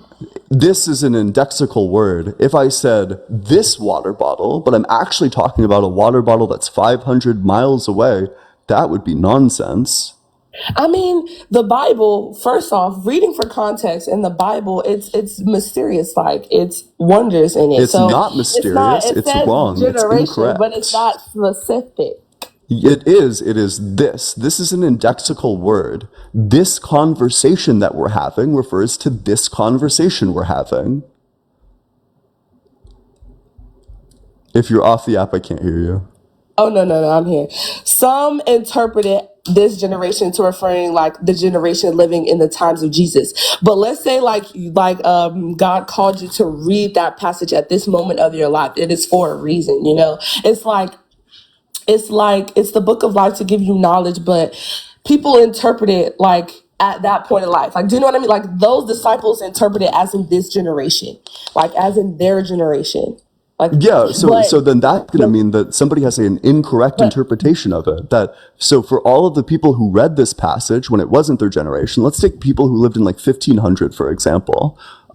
This generation didn't refer to their generation, but they still wrote this generation. So to these people, this generation either refers to Jesus's generation or their own. If it refers to Jesus's generation, then that's not true, because Jesus did not return before his generation passed away. If it refers to the generation of the person in the 1500s, that's also not true, because that generation also passed away and it didn't happen. Yeah, you're right. All those generations passed away and it did not happen in that moment. But it's an interpretation, from the disciples. That's how they took it, right? But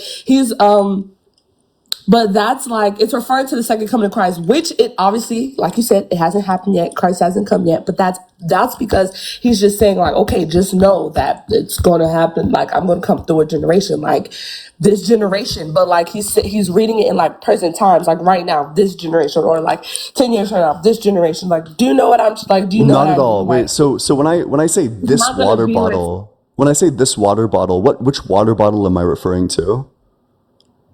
when we're talking about the second coming, right? It is Yeah, well, yeah, believed. but wait. I need an answer He to has a question this. about the I need an water answer. bottle. I need an answer to this. When I say this water bottle, which water bottle am I referring to? The water bottle in your hand. Yeah, exactly. And when Jesus says this generation, he's referring to Right. the generation he lived in. But no, he's referring like this generation. Like if I were to read it right now, if he said it's not that specific, it's not specific for a reason. Like it's specific to this. Like how do I say this? Like so you can know like how you're reading it. Like Does in this present water time. bottle, when I say this water bottle, does that refer to a specific water bottle? I mean, this water bottle. You're talking about the water bottle that's in your hand. Yeah, exactly. So this is like an Right. indexical But if word. So you were to depending on write the a book, context you use it, so if I say another indexical word is like I say I, and that refers to like this person, like the person Ian, whereas you say I, and that refers to the person Cassidy. We say the same word, but it refers to different things because the word is indexical. It refers to like things just like based on the context. So when I say this water bottle, I'm referring to the one in my hand. And when Jesus says this generation, he's referring to the generation he was a part of. okay, listen, if you were to write a book about that water bottle in your hand, talking about this water bottle, right? Like this water bottle that's in my hand, X, Y, and Z, and you died, and somebody read that book 15 years later, they know that you're talking about that water bottle. Like, you're not going to say that water bottle, but you're going to say this water bottle because, like, it's in your hand. But if someone would read it 15 years later, they would understand the context of, like, what you're trying to say about that water bottle. Like, and they're, like, in that present time. Like, do you know, like, that's Yeah, I totally agree. Yeah, this just like slam yeah. dunks on your own point. Yeah, that Jesus is indeed talking about his own generation. Yeah. No. Look, see, because if you were to write a book about this, you would say this water bottle that's in my hand, X, Y, and Z. 50 years later, when you pass away, and then someone reads it, they're gonna read it as in this water bottle, da da da. And then let's say like it was like a motivational like thing that you end up turning that water bottle into like a motivational speech. They're gonna read it in a way that's in their present time, like this water bottle X, Y, and Z, da da da da da da, and they're going to like apply it like to their life in that way. Like What does this water bottle refer to in their life? see that's their interpretation right there. Boom. No, wait. That's their What? interpretation. That was a question. What does it refer to? It refers to whatever they interpret at that point of their life. That is what in Matthew 24:34 is talking about. It's disciples. It was their interpretation of what Jesus had said at that Wait. point. So why when I say this water bottle, do we Right. agree without like consequence, like really easily, that this water bottle refers to the water bottle in my hand? So when I say this water bottle, we have no problem like understanding which water bottle is being referred to. But when it comes to Jesus, you want to say, well, this is like just completely a matter of interpretation. Like this could mean like It anything. is. It's really whatever you interpret it to be. No, it's But that's not. This refers to the specific thing that the person is a part of. No, it is an interpretation of the disciples because like we're not God, we're not Jesus, so we don't know when he's going to come back. That's why we have to be prepared. And so it's not for us to rely on our own understanding of what Jesus meant, but for us to just have faith and to trust him as to what his word is. And it's going to be our interpretation because we are like again, they're in a fallen world. We have free will. It's not like God's going to like it's their interpretation of what they take it. So Like how they let's take say it. I say the sentence, this generation is really funny. Which generation am I referring to? This It's generation. not what you refer to. It's the readers from the point of view. It's from the point of view of the reader. Because you wrote.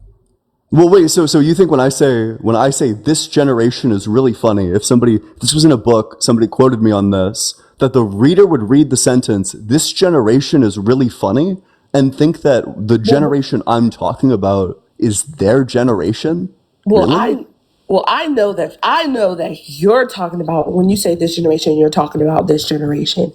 But when Jesus is saying this generation, I'm not going to rely on my own understanding how you're relying on your own understanding as to what you meant by that. Then Jesus is like the worst communicator in the history of history. If by this generation Jesus did in fact not mean that generation, then Jesus is probably the worst communicator to ever walk the face of the earth.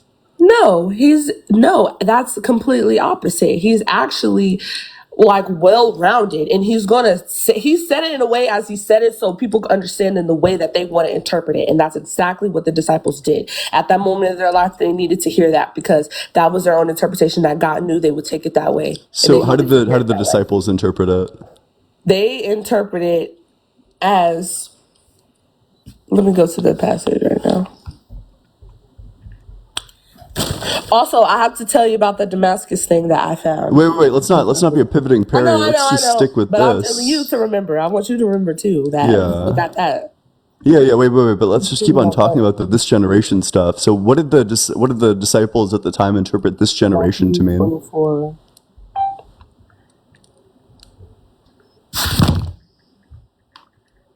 Hello? Hold on, I'm pulling it up. What this generation refers to? I exit out of it and I was going to start talking about how Damascus, how that was in the Bible. Wait, but let's not be a pivoting parry. Let's just be a point following Polly. Robert, thank you so much for the $5 on Cash App. W Robert in the comments section. I appreciate that. If anybody else wants to support the stream, Venmo is allegedly-ian. The Cash App is just allegedly-ian. Appreciate any and all support. Thank you so much, Robert. Wait, so I just want to know, do you have an answer to the question or do I need to move on to the next guest? What is this generation referred to under the disciples' understanding of it?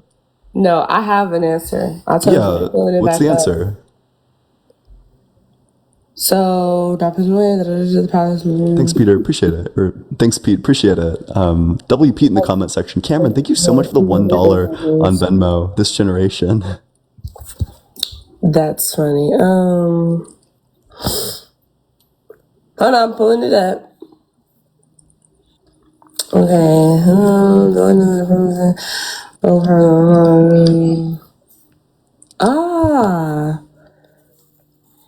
Top to depends on the current content, structure, applications, phrases. Where did it get?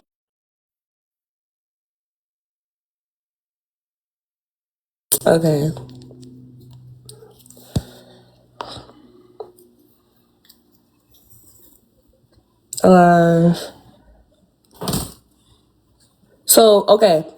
So the way that they interpret it, the disciples of Christ, when Jesus had told them that,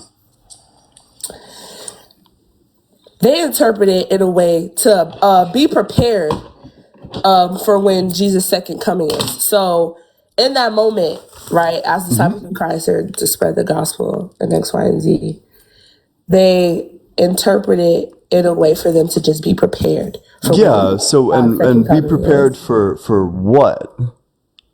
For whenever Jesus' second coming is, just prepared. And why would they want to be prepared for that specifically based on the wording?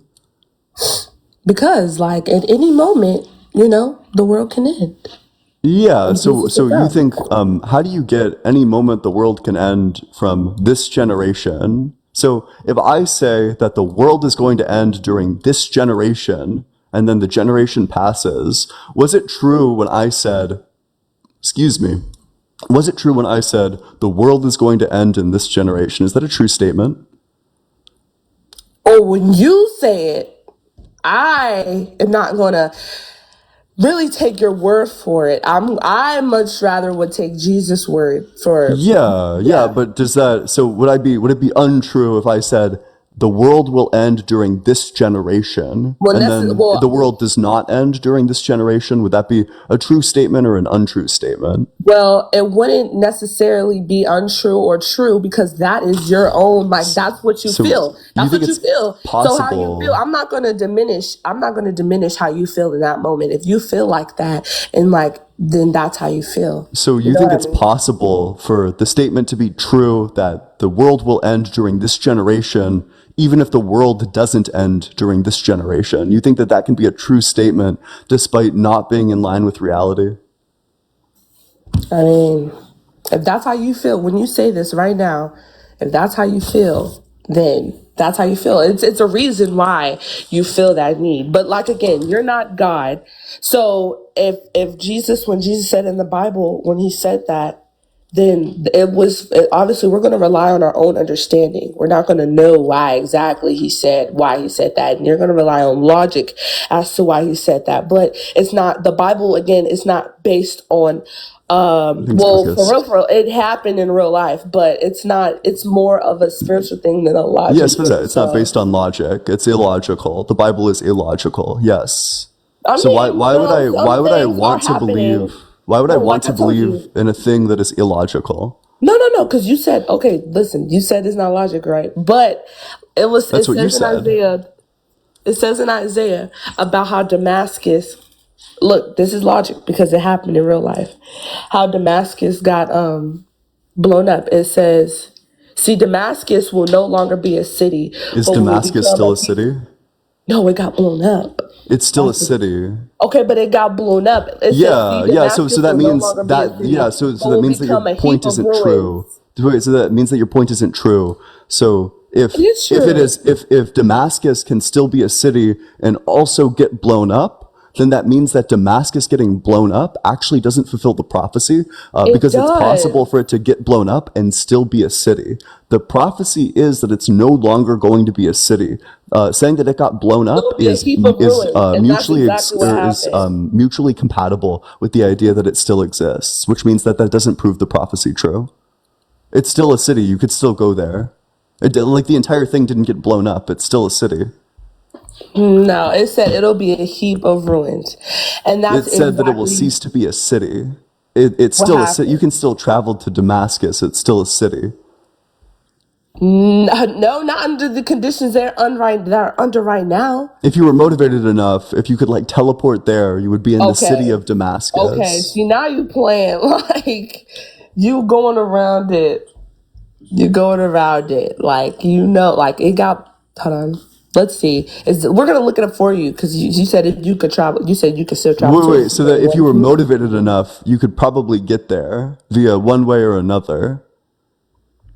You could, I don't know, you get like your pilot's license and then go on like a daring expedition that ends with you like jumping out of a plane and like parachuting down to the city of Damascus. If you really wanted to, you could still travel to the city of Damascus. It still exists. But not them getting blown up. No, can you prove to me that the city no longer? You would not go to Damascus. Yeah, but it still Obviously, exists. There's a lot of places I wouldn't go to, but it still exists. yeah, but it will eventually become a heap of ruins. But Oh, sure. And until then, the prophecy has not been will become, fulfilled. as in it will over time, and that's exactly what's happening. Yeah, wait, but until it ceases to be a city, the prophecy has not been fulfilled. Well, it will because it's actually in the action. It's in the moment of happening right now. Yeah, There's a reason come why it's back been when getting up. come back when it's been fulfilled. Also, just to say that like this city will eventually end, this like nation will eventually cease to exist. That's not a very interesting prophecy to me. Eventually humans aren't going to be here anymore. When humans aren't here anymore, the cities aren't going to exist anymore. So to say that eventually cities aren't going to exist anymore, that's not a really interesting claim to me. Obviously, they're not going to exist anymore given enough time. Yeah, but you relying on your own understanding for this. It says it right here in the Bible. Like you can't go around this. Like it's Yeah, happening. prove that the Bible is true. Yeah, it is true. Like I'm telling you right now, why would the Bible so happen mention Damascus out of nowhere? The prophecy that hasn't been fulfilled yet, it's still a city. Also, all cities are going to cease to exist eventually. So this prophecy is an inevitability. I could make a prophecy that said, like, But you're not God. like Detroit is going to cease to But you're exist, not God. and like Denver is going to cease to exist, and like Dallas is going to cease to exist, and like But you're not Delaware is God. going to cease to exist, and all of these statements are inevitably true. But you're not God. And what's also the wait? But the it gets prophecy, wronged a lot. wait. hold on, because what I'm saying, this doesn't matter, because I can make these claims. They aren't interesting prophecies. In order for the prophecy to be evidence, it needs to be a thing that is unlikely to happen. If the prophecy is inevitable, if the prophecy is like, the sun will rise tomorrow, and then the sun rises tomorrow, I don't take that to be very strong evidence that I have some like supernatural ability. In the same way that if the claim is just that eventually this city is no longer going to exist, I don't take that as very strong evidence that there's something supernatural going on, insofar as all cities eventually are going to cease to exist. I mean, of course, because when end times come, that's exactly what's going to happen. Yeah, cool. Well, so in my worldview, eventually humans are no longer going to exist. And at that point, these cities will also no longer exist. So under both worldviews, this prophecy is an inevitability. The only way a prophecy is interesting is if it's unlikely to happen. But but it's definitely it's happening right now. It's in the but it's making. it's only an interesting prophecy if it's unlikely to happen. Oh, it's happening. Which means, so if it's, exactly. So it's not an perfect. It's not evidence. Interesting. Awesome. What do you mean? Because in order for a prophecy to be evidence, it needs to be unlikely. If the prophecy is like tomorrow the sun will rise, or like the sky will be blue tomorrow, or like when I walk outside the sky will be blue. These aren't interesting prophecies. Okay, well, it also talks about, the Bible also talks about the war that's going on with, that I can't speak on. Yeah, could you demonstrate that? Where does it say that this war will happen? I'm going to go ahead and pull it up right now. Right here. The Bible. It's in Zechariah. What the heck? Yeah, could you read the verse? I sure will. It seems like if your prophecies were as strong as you say they are, that presumably you would just have one that's like pretty airtight. But it seems like you're just going from prophecy to prophecy. No, and to show being you completely incapable of defending to show you it. multiple. You should only need to show me one. Why? Because if there's one strong you give one, me multiple questions and multiple questions that you have and logic. So why can't I give you multiple? Yeah, so you can give me multiple questions, but you're just pivoting from one to another. When I ask you questions, it's all down the same line of thought. I'm not gonna just give you there aren't any. Could you point out the pivot in my argument? Because I can point out the pivot in your argument very specifically. That first we were talking about the generation passing away, that prophecy. Right. You couldn't defend that. I and did. We moved on to another topic. Well, you didn't, because you haven't proven that this is not indexical, which means that we would just assume that this generation. I did. I gave you an explanation of what the Bible meant by that, and you, in your own way, didn't understand wait. that So to the your question, full but the question was, what did the disciples interpret it as? Why are you pivoting when I'm about to pull up? Wait, because we're rehashing an argument that happened. This isn't a pivot. Wait. Can you give me a definition of pivot? I don't think you know what the words you're talking about are. Back to what that's not a pivot. A pivot is to move to a completely unrelated topic. This isn't an unrelated topic, because the claim being made is that you're pivoting all over the place. So I'm just demonstrating to you how you're pivoting all over the place by rehashing the events of the debate. I need to talk about the events of the debate in order to talk about the events of the debate. It's not a pivot. It's just evidence for the claim that I'm making. What? We already spoke about it, and you went along with the conversation we're on right now. Then in your brain, you said, "Oh, wait, let's go back to this topic," and that's exactly what you're doing. No, you're pivoting. But when someone else is you still don't know what that word means. So we can't go back to something that I already gave you a But response the reason for. that it's not, and that you wouldn't understand that, is because you don't know what the word pivoting means. You wouldn't understand because I already gave you a response, Ian. I already told you your that. response was nonsense. No, to you. It was nonsense to you because you don't have a relationship with Christ to understand. So we're gonna go back. Wait. So if a relationship, don't pivot. If a relationship with Christ is necessary to understand, if a relationship with Christ is necessary to understand the context and interpret it properly, then why did you have to look up the interpretation? Why wouldn't you just know it? Because why would I? Again, I never rely on my own understanding. I'm going to pull up the Perfect. book So of you don't life rely on to your own give to you. relationship with Christ. So clearly a relationship with Christ is not sufficient. It is, because I'm not going to know Oh, the so if entire it's sufficient, Bible. then why did you need to look it up? Why do you need to look up the Bible verse that you claim that you knew? Because you didn't know it. Exactly. You Wait, don't we're know everything. pivoting I all don't know over the everything. place. Yeah, of course I don't have the Bible memorized, but I'm not making the claim. Exactly. I don't have the I don't I'm have the Bible I'm not memorized. the one making the claim that you're going to know it automatically if you have a relationship with God, that having a relationship with God gives you the correct interpretation. You're the one who made that claim, and that's obviously not true. But this is getting too much into the meta, so it seems like you're getting demolished on the substance, demolished on the meta. Do you have anything else you want to move to, or should I move on to the next guest?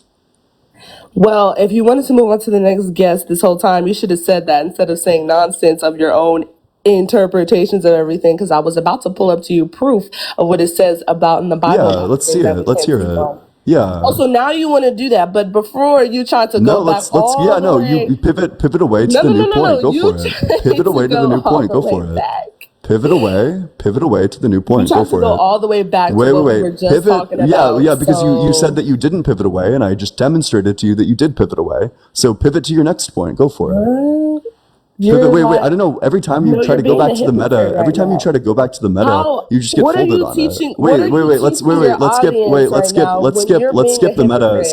skip the babbling, skip the grandstanding. Let's just get to the substance. What do you want to pivot to next?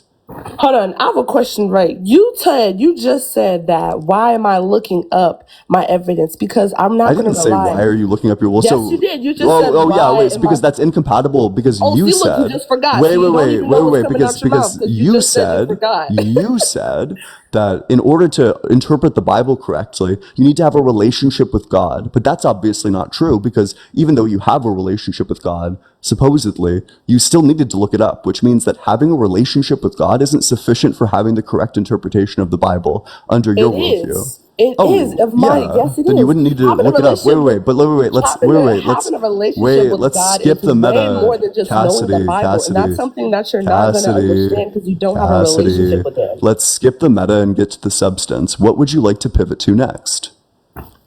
Okay, for something that you can understand, because Yeah. obviously you're lacking understanding right now. Yeah. I'm going to help you understand. Yeah. So back to literally what we talked about before you tried Yeah. to Help go me all the way back. understand the thing that I don't In understand by Zechariah giving me the 12. understanding. Yeah. Read it. Okay. In Zechariah 12, it says that by the arrival of our Messiah, all nations will gather for war against Jerusalem and God's people. Oh, has the And Messiah arrived yet? the that by the arrival, so like, we're in end time, so like, it's coming. And it says of our Messiah, all nations will gather a war against Jerusalem and God's people. Why do you think the Oh, well, Bible that's says not that? true. So first, that's true. That's not true How's for that two not true? reasons. How's that not true? Literally, Yeah. there's Wait, do you war want the? against Yeah. Israel Wait. Let me explain and that to you. Palestine right now. Yeah. Let me explain that to you. So first of all, it's because there's lots How of can you explain that to nations. me when you don't Yeah. know the Wait. Bible? Do you want the explanation? But wait, how can you explain it to me when you don't know the Bible? What are you Well, going to yeah, do? because you just read the verse out, so I can demonstrate how the verse that you just read out is not in line with reality. Okay. Do you want that Let's try. explanation, or do Try you it, want to yeah. keep interrupting? Perfect. I'm So, going to try it. yeah, it's wrong for two reasons. First, because it says by the time that he arrives, that means that these things happen at like synchronicity, or that that part specifically hasn't been fulfilled. Insofar as the Messiah has not returned, that's an unfulfilled prophecy. Two, all the nations of the world are not against Israel. There's many nations who are backing them. Wait, so who do you think the United States supports in the war? Well, you know who. Yeah, who do they support? Palestine. You think? Wait, you think the United States policy is pro-Palestine? Really? Do you have any evidence of that? Yes, literally. Why do you think people are donating Wait, their money? Or can you cite why do a you think policy? people Can you cite a policy? listen? Cite a Listen, policy. Go for it. listen. Why do you think people? Cite a policy. Why, Wait. wait, what I are you just talking the about next thing. The policy next thing out of for? your mouth needs to be a policy because you said that all the nations of the world are going to be against Israel. So Yes, cite a that's policy of exactly the what's United happening. States. So can you cite an anti-Israel policy from the United States? The next words out of your mouth should be the name of a policy. Wait, I never said policy. But so then the nation itself is not against Israel. Yes, as a nation, yes, everyone is. We are like pretty much a Do you lot of think? people. Wait, Yeah, what do you think the don't you distribution see the is? don't you see like the what is it, the riots and all the stuff that's going on against Israel and against like, oh, like free Palestine, like help Palestine, like don't you see all of that? And it's because, but also people aren't educated. Everybody sees what they see on the news, and they don't do their own they don't look up their own like understanding of this. They look at everything on the news, and so like, people, like, you Yeah, I see mean the that's what you're protests. describing. But if we wanted to look Yeah, at but you see the protests, statistics, right? what we would see is that a large majority of people, or just like a huge chunk of people at the very least, are pro-Israel pretty like succinctly. That in fact it is quite unpopular to be pro-Palestine. Yeah, But you wouldn't know it's that because you what don't is, look at statistics. What huh? you What do look you at mean? is like TikTok debates. No. People are pro-Palestine, yes, and what is happening in Palestine is very unfortunate right now. But to be pro-Palestine is to go against Israel, and that's exactly what happened in the Bible. People in this chat don't even know that Palestine would literally, if you're black, if you're not Muslim, like you don't believe in God, if you were to go to Palestine, if you were gay people who are supporting Why are Palestine, if we? y'all were all Let's to wait, go to wait, wait. Palestine, What do you y'all think would die. They will literally what do kill you y'all. think? So that's nice, but what do you think the point that was being made there was? What I just What said. was what was my argument, and how do you think that responds to it, or do you not know? Your argument was about what? You have no People, idea. You were just because I grandstanding. low key wasn't listening. Yeah, I know. We can tell. It's been clear. Because what be coming out your mouth Yeah, don't make sense. yeah. Well, you wouldn't know if it makes sense or not because, as you say, you weren't listening. I wasn't. I ain't gonna lie. I Yeah. Wait. wasn't So if you weren't listening, then listening. how do you know that what I'm saying doesn't make sense? How can you say that something doesn't make sense if you weren't listening? Okay, then repeat it, please. Oh, cool. Awesome. W concession. So the point is just Repeat it going to be then. that at the policy level, the United States policy is Mhm. heavily in line with Israel, as are many other nations, Right. which means that it makes no sense at all whatsoever to say that all of the nations of the world are going to be against Israel during the coming Yeah. times when that's not the case. And it That also is doesn't make sense to say that the it says Messiah they will will, return which means it's in when the he hasn't process, it's returned in the yet. making. And then especially with this new election coming up, we're definitely gonna be able to know the truth, bruh. Yeah, cool. Especially Wait, when, yeah, like wait, it's wait. So coming. then It's come like back it's in the then. works. Like it's Oh, it's in the works. So the prophecy hasn't been fulfilled. It's just in the works. Awesome. okay. I said that. Look, I said the Bible talks about current events that are going on. I never said that it has been fulfilled. It's in the making. Both prophets, both scriptures I pulled up. I said that it's in the making for both of them. So that's exactly what's Oh, happening. perfect. So then you have zero fulfilled prophecies. So I don't care. I mean, you don't have to care, but look, it's right here in your face. Like, guys, everybody needs to repent. Well, I it's swear. not right there in my face because you have zero fulfilled prophecies. None of your prophecies have been fulfilled. Because it's in the making. It's Like, quite things literally don't not happen in the overnight. making. Like, It's you know this. not in the making because the You specific know claim is that this. Jesus is going to return at this time and all the nations are going to be against Israel. That's not No, true. it doesn't say this time, babe. It says by, which means by, like it's going to eventually Wait, you happen. almost said it. By the what? Look, By the, wait, by the what? okay, it says by the arrival of our Messiah. By the arrival of our Messiah. It doesn't say this. It says by And the when does the arrival. arrival happen? At a It's specific gonna. what? Look. You're not gonna know. You're When just. like at a specific what? That's the Fill in the thing. blank. And that brings At a us back to the specific first blank, thing. the arrival happens. And that brings us back to the first thing of like Yeah, we're never pivot gonna know away. when Jesus Go is gonna for it. come. Yeah, so you have no evidence and it's just nonsense. Well, I'm not. The Bible has the evidence for you, but for you to No, because we just understand, went through the Bible and there was no evidence. it was. I just read it to you. What? Okay. Why do you think they started talking about? Why do you think all nations will gather for war against Jerusalem? Why do you think it's so specific? Huh? Why do you think that? Well, Why do you think? that's not in line with reality. So it was probably pretty Why do you think specific the Bible because said they that? cared a lot about Jerusalem at the time. Unfortunately for them, because they weren't omniscient, because this was written by humans, they didn't know that this actually wouldn't be the case, because it's not the case right now. All the nations of the world are not against Israel. The United States sending like weapons to Israel is not them being against Israel. Thanks so much, Dad. Appreciate it. Okay.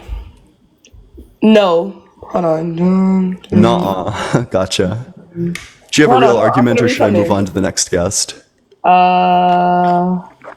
Okay. So in John 3:16, it says, "For God so loved the world that he gave his only Prove begotten it. son." That it's been proved. I've actually Prove it. seen. Well, to prove it, we can look that up, low key. Yeah, Like, prove it. Yeah, give the let me finish evidence. this. So whoever believes in him should not perish, Prove but it. have everlasting life. Prove And it. everlasting life is like heaven. Prove it. But I have a question. Wouldn't you much Wait, rather whoa. Prove it. Prove any of that. prove what? The thing that you just said, the claims that you just made, prove it. Oh, that God is real? Well, Or that God gave his only begotten son and that there's like heaven after. Prove it. well, I'm not dead, so I don't know about. I Gotcha. know So you heaven's cannot real, prove it. but So you said earlier, you said that there was proof for all of that. Now you're walking that back. You're saying that you no. actually Listen, in can't the prove it, that there Bible, it's actually isn't in the proof of it. Bible. In the Gotcha. So you Bible, can't prove any of that. listen. So if You're you can't not. prove it, I'm not going to accept it. Listen. If you were to build a relationship with Christ, you would know that He is real. You would feel His presence. So like in that, so that's and obviously in the book of life, it's real. Like you Prove ever it. done something and felt bad for it? Of course. So what do you think that? What do you think? Why do you think you feel bad for what you be doing? Yeah, probably just because of like evolutionary mechanisms meant to keep society in a specific way related to like there's an evolutionary reason why we have things like shame or like embarrassment or Shame. guilt Okay, even. shame. But there are things that other people don't feel shame for, and there's things that you feel shame for. But what do you Yeah. think that is? Obviously, shit, or even just I don't know, just like things like that. How Like does that's this a prove sin. it? Like you feel these feelings for a But reason. how does that prove it? Because you feel these things for a reason. Like that's a spirit. Like right then and there. Like it's Oh, not prove about it. logic. I can't prove it to you because Gotcha. So you can't prove any of the claims that you're making. So if you I can't prove can, it, if you have but no it's your based proof off your for any of personal these claims, experiences. then why would I accept any of these claims? Because it's based off your personal experience, and like you're gonna Oh, have to sure. you're gonna have to go My out personal and experience seek is that it's God all for fake. yourself, and Perfect. then you'll be able to understand. Like that's what it is. And I remember the first time you told me you did grow up in a church, and then I'm sorry that what happened to you and you got like church hurt and you just didn't understand. But we're in a new generation now, and that like you can like if you were to go out and seek and build a relationship with Christ yourself, you would be able to understand just how I am. Like right now, it seems like nonsense to you, but that's because you just don't have an actual you don't have a relationship with God. So you're just gonna see everything from you're gonna see it from a world view, and You like a almost lot of said things from a in this world logical don't make perspective. sense. Yeah, correct. I'm glad we can agree that my perspective is the logical one and your perspective is the illogical one. Logic isn't everything. Like spirits are real, okay? Prove And it. wouldn't you much rather want to Wait, prove believe? it. Wouldn't Wait, you prove it. listen? Hold on, prove it. Prove that Wouldn't you spirits much are real. rather? Prove it. Wouldn't you much rather want to believe in something than Gotcha. not Just moving believe past and the then claim. You something can't prove it. happens? Awesome. Wait, what'd you say? I wanted to get my words out. What did you say? You said spirits are real. Prove it. Oh, okay, boom. Why do you think? Okay, also of movies, like exorcism movies and stuff like that be happening and stuff like that. Why do you think there be upside down crowns? You never seen an upside down moon with a star. You never seen an upside down Buddha or none of that. What do you see? And Upside down what cross. claim is this meant to prove? That spirits be real, bro, because that is So like spirit. Wait, let me just make sure. I'm tracking the argument correctly. So spirits are real because I've never seen an upside down crescent moon with a star in the middle of it before. Despite the fact that, of course, like an upside down crescent moon would be the same. But because I've never no seen with the this before, star. The that means star that will look spirits are different. real. So why is the fact that I've never seen these things mean that spirits are real? That's because it's living in you, low key. Because for you to come on here and to say that God isn't real, that's a spirit. That is devil in the works of trying to Prove it. trying to distort the truth, like Prove that it. right there. So you're not. So like Prove it. once prove it. I don't know Yeah. you. Like I don't know your life, but I Gotcha. see So it you're right making now. you're making more claims that you can't prove. Perfect. Okay, but okay, this is logic for you. That you know that when you did you know like scientists recently discovered, or like I think been just when you speak to water in a certain way, like it moves different. There was literally there was a documentary Yeah, on well, that. so that would seem like reasonable insofar as there's like different, depending on the words that you're making or like the sounds that you're making with your mouth, it there's like waves that are coming out and it's gonna But they affect the weren't meaning water. it that way. They meant like I think they had said like they had said like I love you or like Jesus or something, and then like the water it started moving differently, but not in a bad What do you way. mean moving? Like it started like just being still and just being like like not like So crashing it like was wait, so it was moving and then it became still. What was the source of the movement? just being there. You Water think just be so? moving. But then when they spoke to it, it So stopped. you think water just like chilling around in like a bottle or whatever, like a glass? You think that water is moving? Yeah, water do be moving. So what's moving it? Shoot. But then when they Yeah, I'm spoke gonna to move it, past that one, sure. cheese sauce, cheese sauce, Jesus. cheese sauce. I'm saying, well, no, I'm African. Anyway, so no, back to what were we talking about? What were we talking about? I just pivoted to talk about water. So what were we talking about? Yeah, you were still trying to prove that spirits are real. Oh yeah, spirits are definitely real. Why do you think they're Satanists? Because I think most of them are just like trolling Christians, quite frankly. But I think that the people who genuinely do believe in Satanists probably believe in Satan. So why are people's varying religious beliefs proof that spirits are real? Because Satanists, they have a mission, right? To harm people of Christ. And that is a spirit. Like that's and there's Prove why do you it. think there's what are those people that like talk to the palms and stuff like that? They read stuff. Whoa. Prove Why do you think it. they're here? Prove it. Prove that these people are possessed by spirits. Prove it. Well, I can't prove that because I don't know them. Like Awesome. I don't want to be Phenomenal. near that. Awesome. Okay. I'm probably gonna move on to the next guest, but I do appreciate you coming on up here. Okay, I'm gonna pray for you. Okay. Sounds good. Make sure you double tap it on that screen if you're enjoying the debates. Make sure you drop a follow. Dadberg, thank you so much. I appreciate that. Share it with your friends. Do all that good stuff. Double tap on that screen. Let's get all the way up to 150k likes. If you want to support the stream, Venmo's allegedly-ian. The Cash App is just allegedly Ian. I appreciate any and all support. Thank you all so much. That we can go to the very next guest. Yeehaw! Thank you so much, Spamfitters. Hey. Appreciate that. Hey, what's Hey, Ian, up? how you going, my brother? Doing well, doing well. How old are you? You got? I'm from Australia here. If you didn't work out the accent, Are you? my brother. Is this real? Or are we trolling? No, I'm real, brother. I'm from Australia, man. Could you name 5 Australian cities? Oh, absolutely. Brisbane, Sydney, Adelaide, Perth, Darwin. Okay.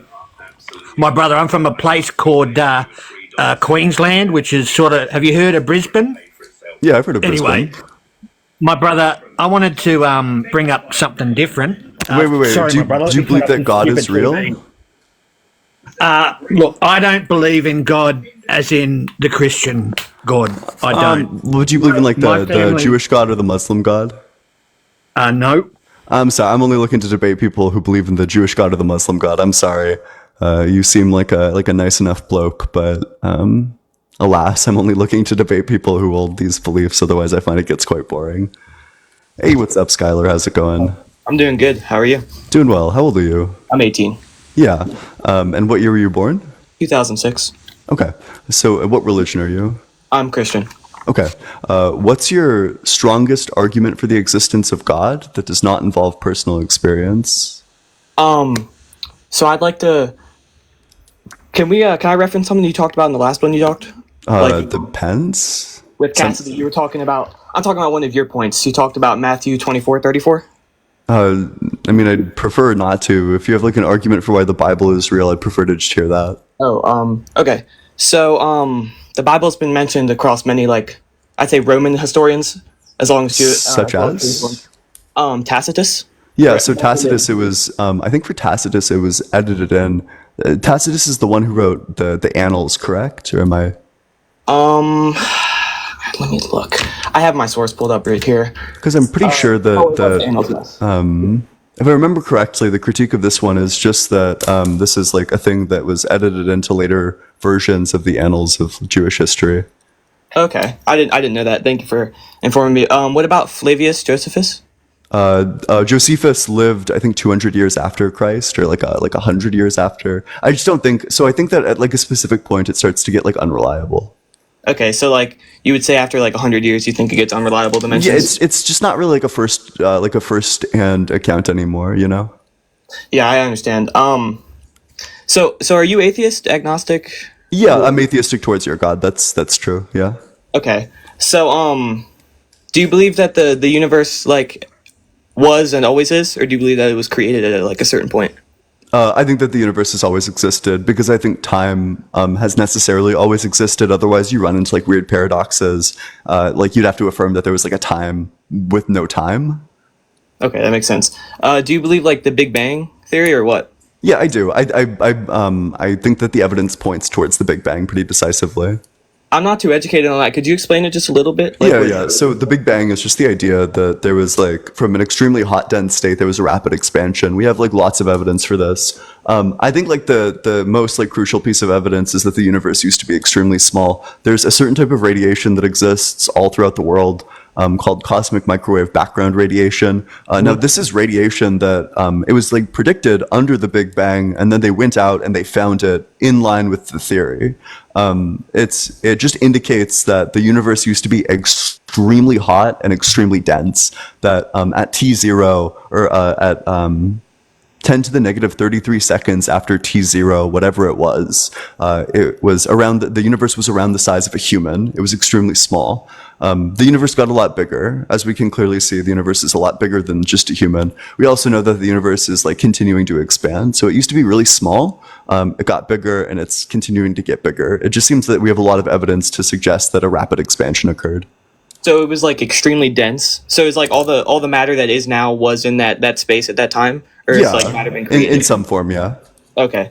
I had Okay. So do you think that Jesus is made up, or do you think he existed as a person? I think he was a person. I have no evidence that he was like supernatural or like the son of God, any of that. Okay. So you believe the Bible is like not a historical account. You believe it as like it's just completely made up, or what? I think that there's like certain parts of it that attempt to be historical accounts. I think that all the supernatural stuff is most certainly made up. Yeah. Okay. Trying to figure out of a talking point I want to go off of here. Oh, I don't know where to go from here. Yeah, I can ask you some questions. Yeah, go ahead. Okay, this is one that I think is really interesting. Why do you think God would give us the ability to do some evils but not others? What do you mean not able to do others? So I can't blow somebody up with my mind, right? Like this isn't part of the anatomy that God gave me. But God gave like people in general, we have like the anatomy that enables things like horrific things like rape to occur. I'm not sure why, if God had no problem saying like you will not have the anatomy to blow up other people with your minds, why he wouldn't also say like you will not have the anatomy to grape people because that's like unnecessarily evil? Well, for one, I think I understand the example of blowing up with mines, but I think that the reason the ability given to do bad things was because we were given free will, and he wants us to be able to like to choose not to do those things and to follow him. And it's more of like a test of, I wouldn't call it temptations, but a test of the opportunity to do those things that makes you fall into like believing in Christ.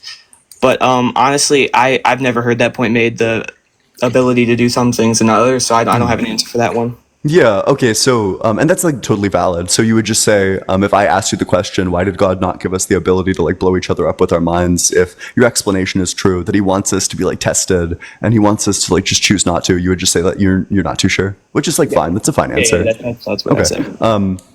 We can do earthquakes, I guess. If God's all good, why do you like? Whose will do you think earthquakes stem from? I think that earthquakes stem from God's will. I think that's it's going to go back to my point of it being a test. I think God has these natural things that just create harm and just create bad as a test to see if we can keep strong with our faith and still have faith in Him even though these bad things are happening. And it's just all trials and tribulations that we have to go through in our lives to make sure that our faith is strong enough to go to heaven with Him. Okay, but do you think that because earthquakes take like the lives of a lot of people, I could maybe understand this if what earthquakes did like actually tested faith, but insofar as like lots of people just like lose their lives, that would seem to be strong evidence that that's probably not the case. Another really strong piece of evidence, if you ever look up like a map of like where earthquakes happen, they happen along the borders where Of tectonic plates. of tectonic plates, which seems to indicate that these are a phenomena that don't result from somebody's will, but rather like somebody like willing like this earthquake will happen, but rather just from like a physical structure, which means that I'm like kind of I don't know, that seems implausible. Well, I don't think I was necessarily saying that earthquakes are like God's like saying I want this earthquake. Sure, okay. Like He's willing that into existence. I'm saying more. I think that those things just happen as tests. But I understand your point. Like tectonic plates, I've gone through all that, science classes, all that. Yeah. But I was going. Could I talk about Matthew 24? Yeah, go for it. Yeah, why not? So you spoke about Matthew 24:34, and you were saying like talking about this, as in this generation. Mm-hmm. Like, how could that be true if it's talking about this generation? And I was just like, could I bring in a little bit of context? Because go for it. I'd love to hear Matthew it. Sure. 24, the beginning of that, it's talking about when Jesus comes back. So if you go like to the very beginning, it's talking about when Jesus returns. So I my explanation for him saying this generation is he's speaking in a future tense when he says this and not a current tense. He's talking about the generation that is to exist when He returns in Matthew 24:34. Okay, but that seems to be out of line with like the specific context of the verse because He was like addressing the disciples. So it seems like He was saying that like all of this stuff will happen, and then this generation will not pass away before this happens. I think I'm unclear as to how this generation, why Jesus would use the word this generation as opposed to like that generation. I think I couldn't tell you why it's this instead of that. It might just do all translations say this? I think so, yeah, because this is like certainly going to be a different word than that, I would presume. I don't know. I don't have the expertise to make that claim actually. I don't have the expertise to translate from Greek or anything like that, so I can't say. If Justin is around, I don't know if he is, but no, he's like super chill. He could probably like clarify that. I don't know if Justin or no, it doesn't seem like he is. That's fine. No, I guess I just don't really have the expertise on hand to make that claim. I don't know. I could certainly look into that, and if you wanted to reconvene. Yeah, I'd love to reconvene. Well, yeah, I just had a few things I just wanted to talk about. I think it's really great talking to you. I love the fact that you're talking to people about this, and I'm sorry for everyone that's been rude to you. That's not No, it's okay. No, I don't know. These are the conversations that I appreciate with people who are like very willing to like answer questions, not preach, not yap, not whatever. You were like a phenomenal guest. I appreciate it. I dropped you a follow, so if you ever wanted to come back on the future to talk about more stuff, I'd love to hear it. Alrighty. God bless you. Have a good day, man. Yep, you as well. Appreciate it. Let's get a W guest going in that comment section. I always love it when the guest can track and can engage with points. That's pretty cool. If you're in that guest request box, make sure that you're 18 or older and that you I think that you have like an argument for why God is real and that you believe in the God of the Bible, Torah, or Quran. If you don't believe in those, probably not going to talk to you. Keep on double tapping that screen on up. Let's get all the way up to 150K. Share it with your friends. Do all that good stuff. If you want to support the stream, Venmo's allegedly-ian. The Cash App is just allegedly Ian. I appreciate any and all support. Thank you all so much. And with that, we'll go to the next guest. Hey, what's up? How's it going? Hello, how you doing, man? Doing well. How old are you? I'm 22 of age. Yeah. What religion are you? I'm a non-denominational Christian. Okay. So what's your strongest argument for the existence of God that does not involve personal experience? I was gonna start off with you. I just joined. I didn't know that you wanted us to start off with a point. I was gonna go based off you. I've been hearing you talk about like prophecies. A little bit. So let me just say like one example. So are you familiar with the Dead Sea Scrolls? Yes, although that's not gonna help you if this is like trying to prove that Jesus is God. The Dead Sea Scrolls certainly aren't going to help you. Why wouldn't that? Because the Dead Sea Scrolls are just an early form of the Old Testament. Yeah, it's an early form, 20,000 years before the Bible was even created. Yeah, which is why none of what appears in the Dead Sea Scrolls that's why is about Jesus. Yeah, but it talks about a ultimate sacrifice. It talks about something that's going to take on. Also wait, the number of years that you said is like crazy inaccurate. So let me.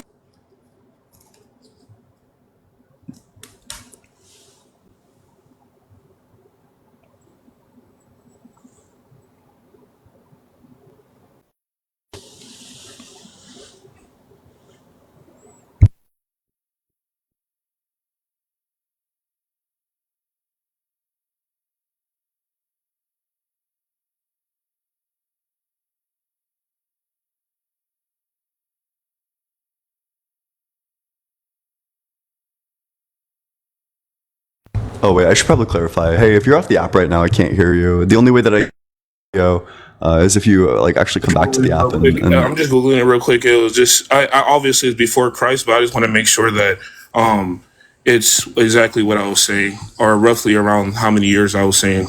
You said 20,000? Yeah, I said 20,000. And you think that that's accurate? Yes. According to which source? That's why I'm gonna go. Just make sure I go pull it up. Okay, go for it. Will, thank you so much for the $1 on Cash App. If you don't mind, do you know how many years ago? I don't know the exact. I know 20,000 is like certainly wrong. Maybe I don't know. I don't even want to guesstimate. Maybe like 500 to 1,000, but I'm not sure. The Dead Sea Scrolls were written 500 or 1,000 years ago. Oh, it seems like 2,000 is what people are saying in chat. It wouldn't be even 2,000 because it has to be before Christ, and Christ is walking 2,000 years ago, so it has to be even more before that. Yeah, but like 2,000 years before Christ, I think is the claim. Oh, okay. So maybe I don't know. Yeah, that's fine. But just keep on double tapping on that screen while we wait for this. Yeah, and they're right. So there's 2,000 years before Christ. Sorry. Yep. Got it. Yeah. So how do you think the Dead Sea Scrolls prove the existence or like the truth of Christ? It's just because it talks in detail about the same teachings of the Bible and stuff, and it talks about obviously the Old Testament, and it talks about a ultimate sacrifice coming. And it doesn't talk about the Old Testament. It is the Old Testament. That's what I'm saying. It talks about like it's the whole entire Old Testament. That's what I'm saying. It's 2,000 years before the quote unquote Old Testament is coming. So which part of this proves that like Jesus is real, or like those people are writing about it 2,000 years before, not even 2,000 years, 4,000 years before Christ is even alive. Before they even know, people know he's going to cease to exist. So that proves that it's a prophecy, that it's not just like you were describing earlier about it's something that you can just tell outside. Like it is a. Could you give me the exact wording of the prophecy? Sure. What of the ultimate sacrifice? Yeah, I just want to hear that. Yeah. Give me 1 second. I Will, don't have. thanks so much for the $1 on Cash App. W Will in the comment section. I appreciate that. If anybody else wants to support the stream, the Venmo is allegedly Ian. The Cash App is just allegedly Ian. Appreciate any and all support. Thank you all so much. If you want to join the community, you want to be there at community night tonight. We're playing video games. We're playing, I think, Among Us. I think we're also going to play Fall Guys. I love Fall Guys. It's a lot of fun. Then like Jackbox games or something. If you're 18 or older, you want to play like games for the community night tonight and every Saturday, I'd love to see you there. The link is in the bio, but it's also discord.gg/allegedly.ian. It's a great place. I love it there. I also notify you every time I go live, so you'll never miss a live because you will always be notified. And I think that that's pretty cool. That's pretty neat. That's pretty rad. But yeah, just keep on double tapping on that screen, sharing it with your friends while we wait for this guest to bring up the prophecy related to the sacrifice that is mentioned in the Dead Sea Scrolls. But make sure you're dropping a follow, doing all that good stuff. If you want to become a member of the community, I appreciate any and all subscriptions too, that you get access to cool emotes like the pivoting parry emote or the hot to go emote. So you'll always be able to respond with the proper emote to the proper time. But no, I always appreciate it. We're currently working on in the Discord, like merging the Discord with like the subscription feature. So if you are a subscriber to the stream, you'll have a subscriber role in the Discord itself as well. But we're working on that. Guest, are you back? Do you have like what verse it refers to or what verse it is? Guest, are you there? I'm just looking for it because I wasn't expecting you to always make sure all my articles are right, because I wasn't expecting just to have everything set in stone. So I was just going to try to debate about what's going on, even and like you asked me a question then, because let me see if I can answer. Or what's the reason why you don't believe in God? Yeah, wait, it was Vyara, thank you so much for the $6.66 on Venmo. W Vyara in the comment section, W666, W Satan, hail Satan, appreciate it.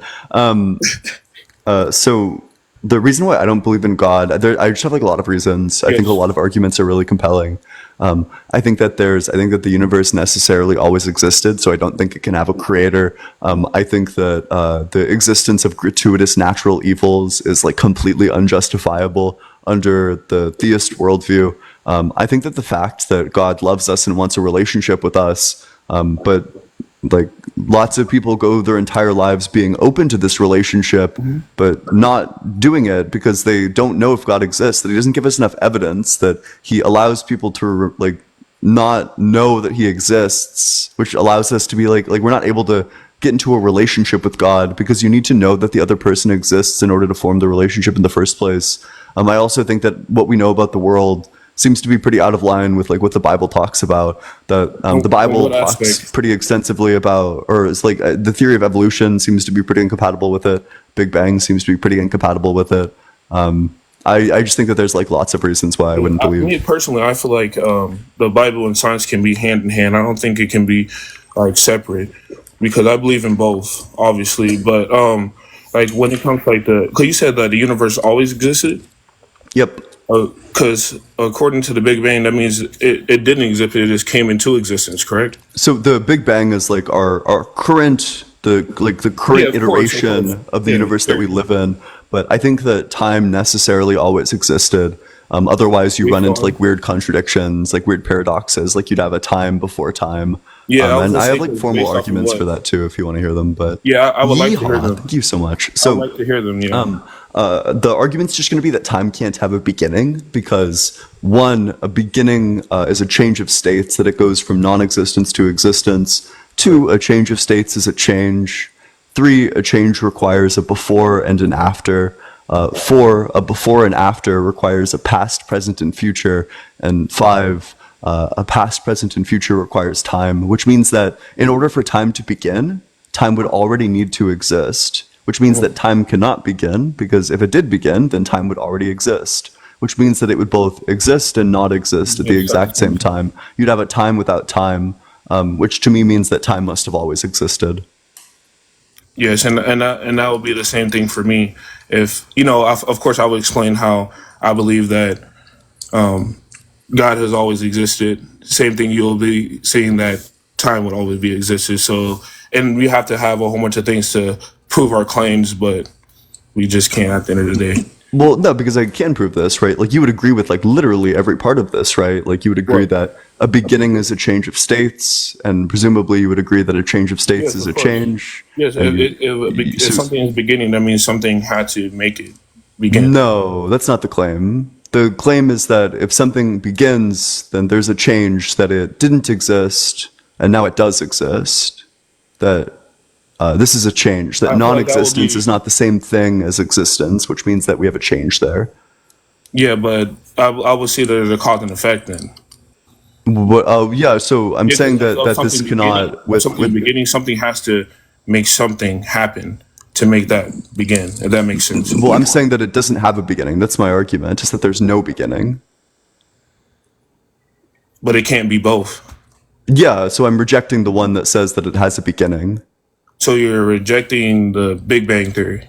No, because the Big Bang Theory only describes our like the current iteration of our universe.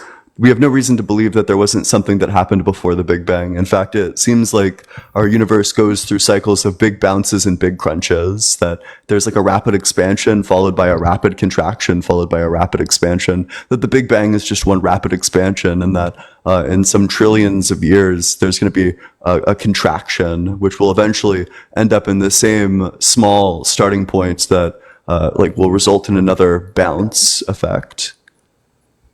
Okay. Let's see.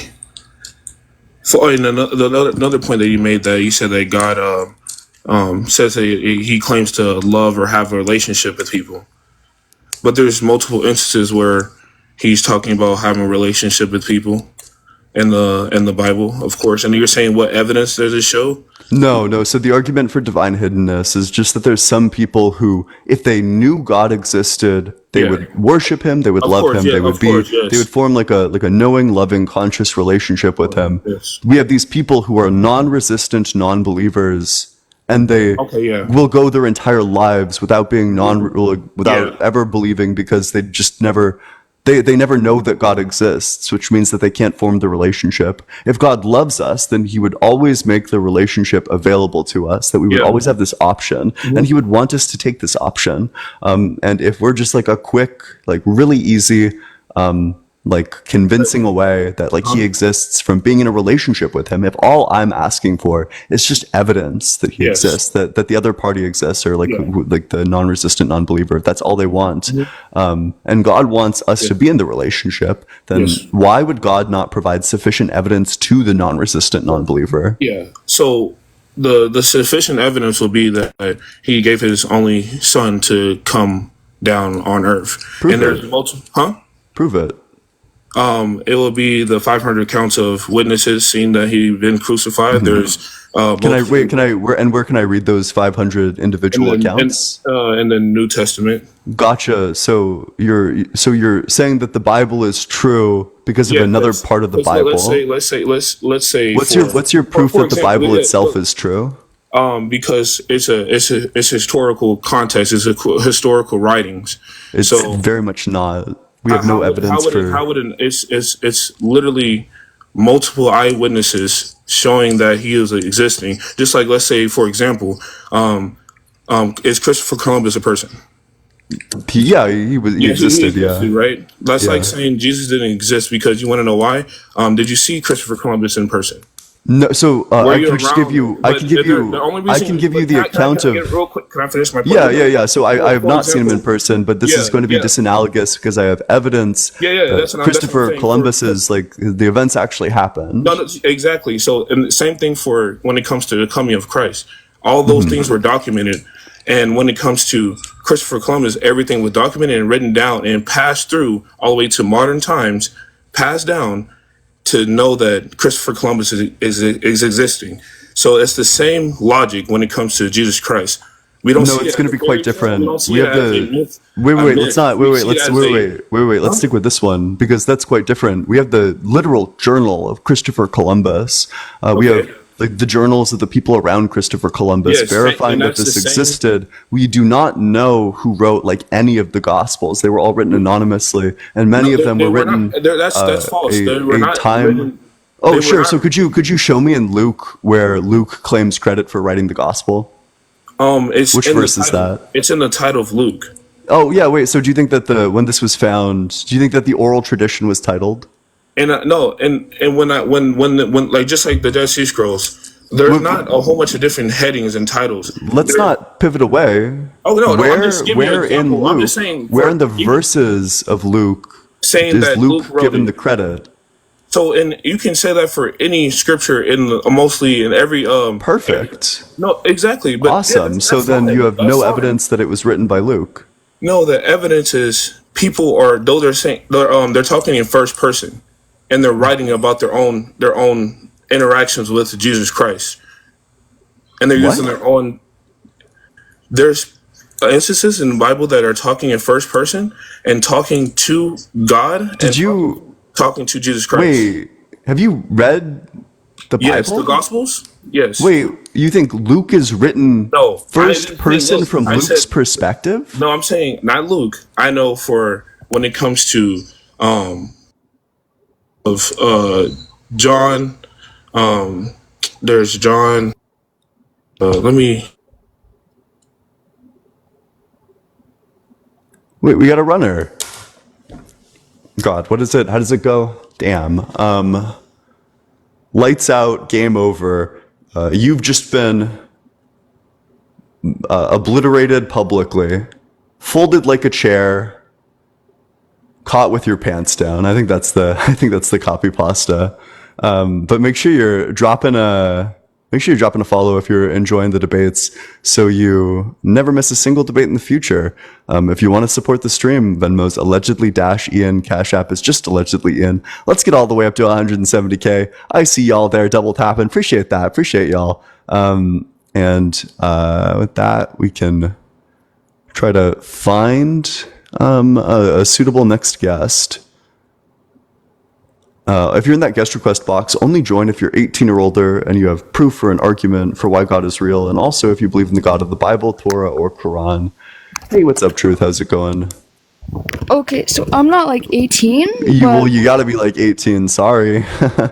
If you're not 18, don't request to join. It's just that simple. Oh wait, guest is back. Hey, what's up? I wasn't running away. I just swiped to go to Google, and I couldn't because it was on accident. It went to another live, so I wasn't running. No, that's fine. So I'm just saying there's multiple examples when people are having dialect with Jesus, and that just shows that they're having conversation with them and they're writing down the events that happened with him. Wait, am I tripping? I thought that this was written from like a third person perspective. I thought the Gospels were written like third person. I believe so. But there's instances where they're talking about just one-on-one conversations. Yeah, so that's not first person. That's not writing from like the perspective of Luke. That's writing from the perspective of like a third person observer. So this wouldn't be like, that would be weird even for Luke to write this way. If it was, because typically if I was writing my account of something, then it would be first person. But another thing, I feel like it's not honestly a bad way to write, because obviously it's one of the number one books, or second books in the world that's one of the most popular books. I feel like the reason why it was written like that because it was inspired by God, and that's the reason why it's written the way it is, because God talks in a lot of parables. He talks in a lot of third person. He talks in a lot of ways to make people see it from a bird's eye view. Yeah, I'm still waiting for the proof that the Bible is true, though, because we don't know the Gospels were written anonymously. Nowhere in the Gospels are they claimed by Mark, Matthew, Luke, or John. So what's the evidence that these are? But look, we have a whole bunch of historical evidence that shows where certain places were and where those things happened. Like even when it comes to Sodom and Gomorrah, and when the sulfur, it talks about how the fire sulfur balls hit Sodom and Gomorrah. Scientists just discovered not too long ago, the area of Sodom and Gomorrah where those sulfur balls are. those pure sulfur balls are. So when you talk about Yeah, things wait, like can I get like a peer reviewed study on that? sure, Because every time I I've looked can't, into and I this, wouldn't be able to display this because I it wouldn't be seems to able be that these have like they're carbon dated as like way out of line with the timing that they were supposed to. But even if it's way out of the timing, the area of what they spoke of still has the sulfur that was described in the Bible. That's well, yeah, it's like possible that they're talking about a real place. So even That's just wait. generalizing So that place. just because It's it not over the refers, whole entire Africa. Is literally where described Sodom and Gomorrah is. So obviously, when they said that story, they saw that.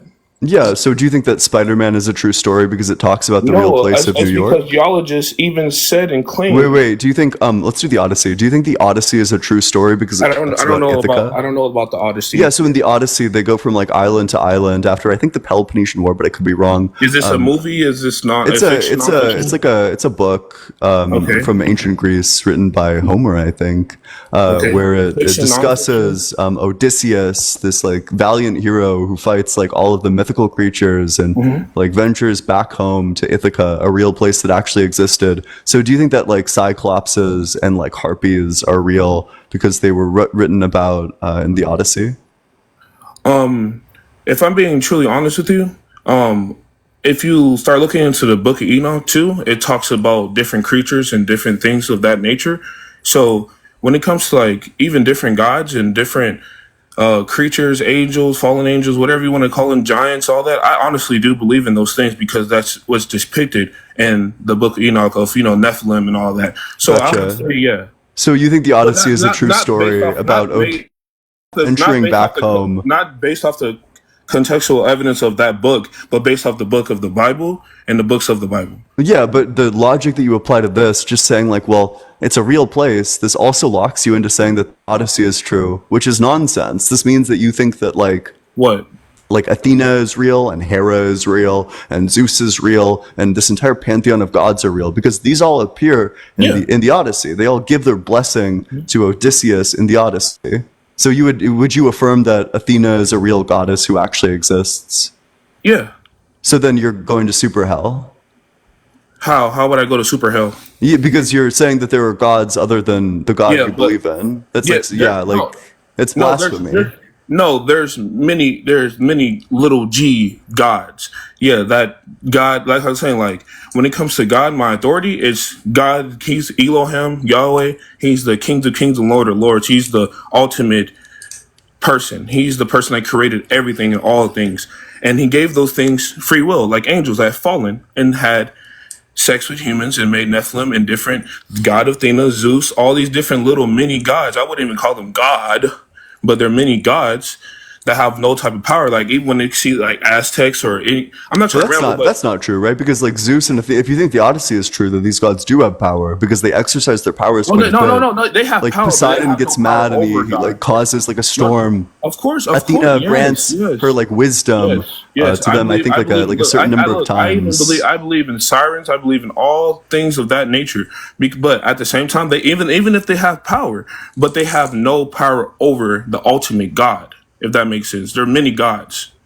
Oh, I thought. Oh, so you would just like reject? You would just reject like the first commandment then that you shall hold no gods other than me. No, I don't hold them. I do not believe them. That would be making me believing. You don't believe them? No. So wait, do they exist or do they not exist? I don't have. Okay, let me correct my wording. I don't have faith into those gods. I don't have a belief system in those gods. Like I don't worship those gods. Only God that I worship is Yahweh.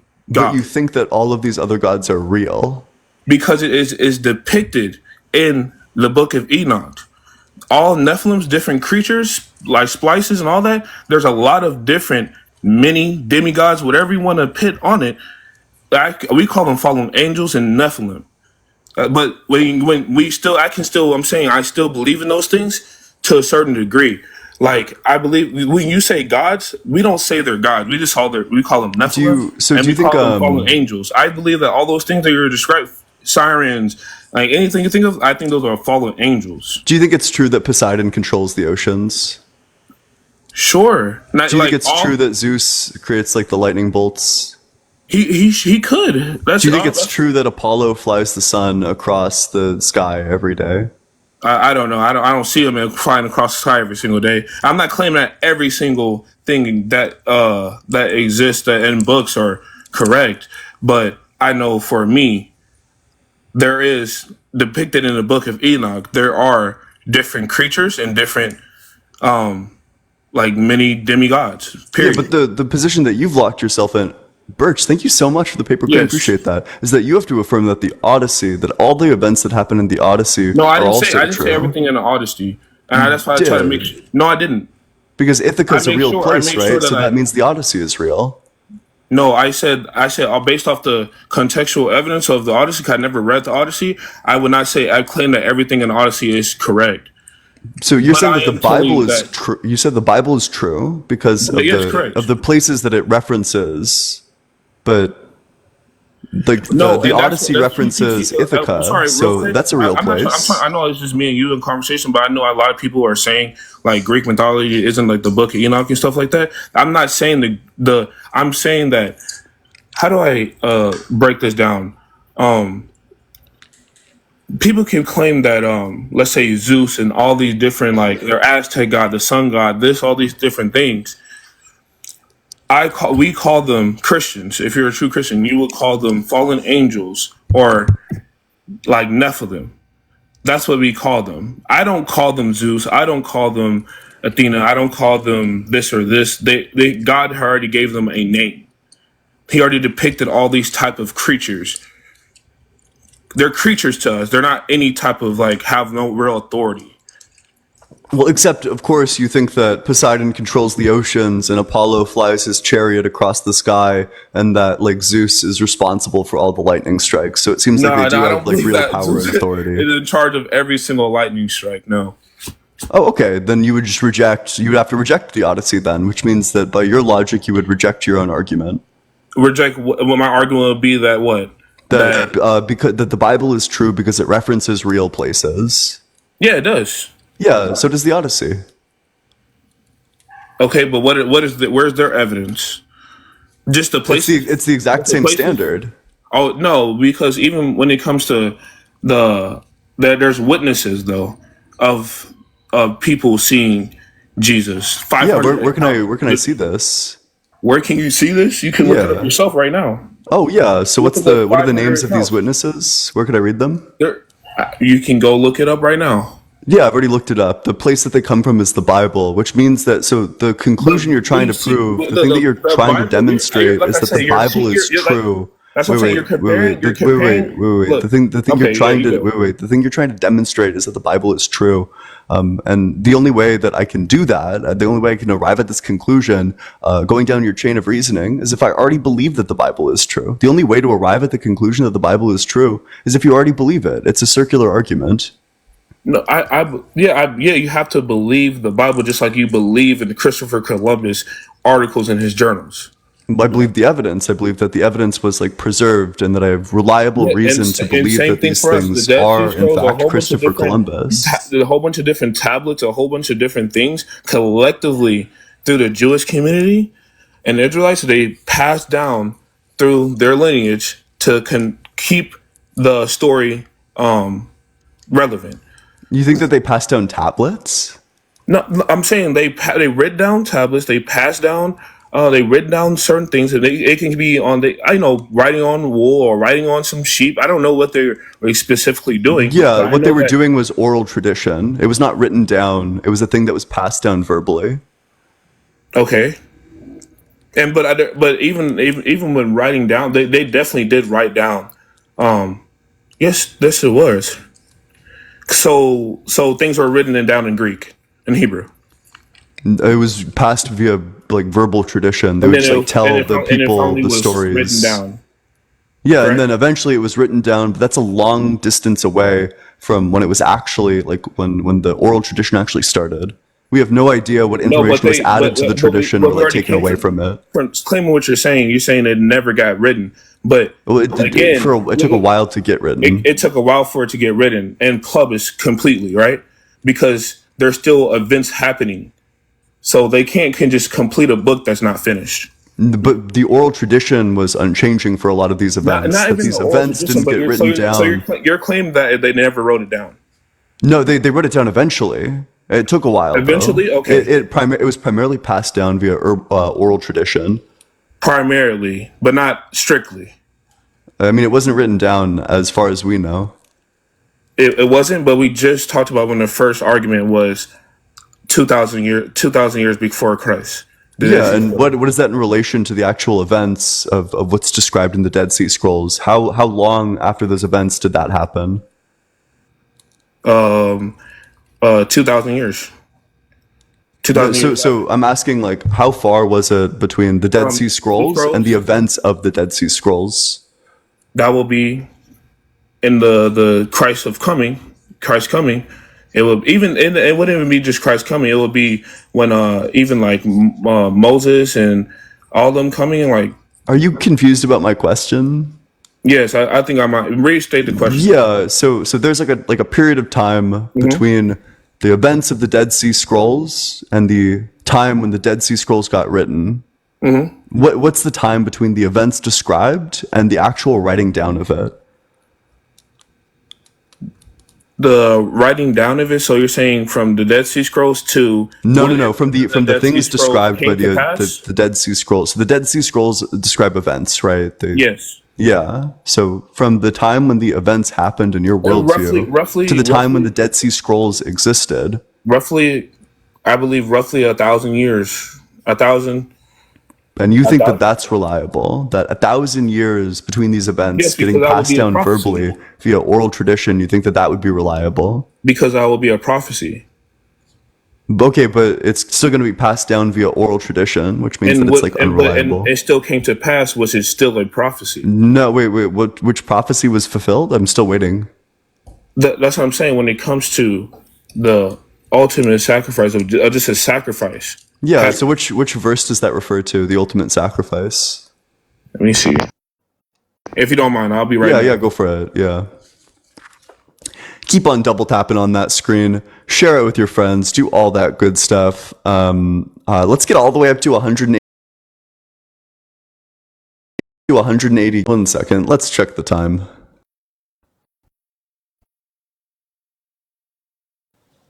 Okay, chilling.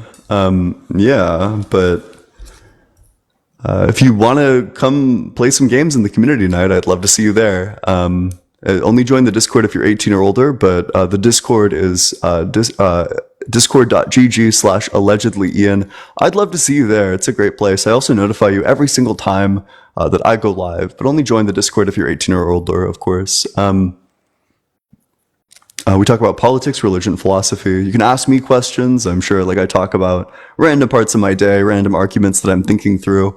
I love debating with people there. It's a lot of fun. I've just gotten like a lot of really good engagement out of it. Again, if you want to support the stream, Venmo's allegedly-ian. The Cash App is just allegedly Ian. I appreciate it. What games are we playing? I think we're playing Fall Guys, Among Us, Jackbox, and then maybe there's like another one. Like, I think Discord games. Yeah. I love Discord games, like the AI one. That one's fun. And then there's like a lot of spell casting that gets done in the server. It's a lot of fun. What else? Keep on double tapping. Get it pushed out to as many people as we can. Guess what's up? Have you found the verse? Yeah, but they already kind of. I'm just going on Google. But I can just like pull up roughly what now. But I wanted to get the specific verse that I'm. Yeah. Wait, it talks about like in the Old Testament. You know how like I can tell you're very familiar with the Bible. So you know how like in the Old Testament it talks about how they're supposed to sacrifice to clean their sins. To clear their sins. Yeah, I think so. Yeah. Yeah. So they talk about that's what God. He gave them their old commandments of this is how you old rules to give them. Hey, this is how you cleanse your sins. They didn't have a person to forgive their sins back then, so they had to sacrifice animals over and over and over and over. Every time they lied, every time they did this, they cheat, whatever, still all that. So they have to keep killing livestock for their sacrifice. Yeah. So which verse says that there's going to be an ultimate sacrifice? That's and that's what I was saying. And then when basically that's what I'm saying. Let me find the and I don't know if it says ultimate sacrifice word for word, but I know it definitely says that there's going to be a new sacrifice that is going to be, you don't have to sacrifice animals anymore, and that will be Jesus, obviously, because he's going to be the ultimate sacrifice at the end. So Yeah, what verse is that? Let me find it, please. Thank you. Yeah, keep on double tapping on that screen. Sorry it's taken so long. Hey, Anji, thank you so much. Now I gotta get familiar. I'm torn between so many different paths for what I could do with this channel. One of them, I think maybe I will just get more historically literate on things like the Bible and the Quran. It would be so cool to be like one of those like Bible experts. I think that it would just make the debate go a lot easier.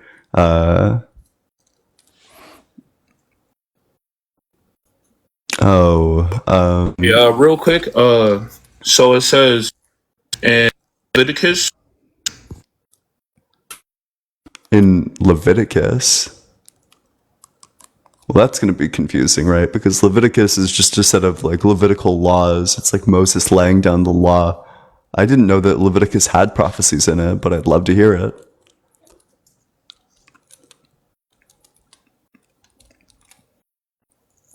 I got to go back and forth to, so Leviticus 1 through 10 states that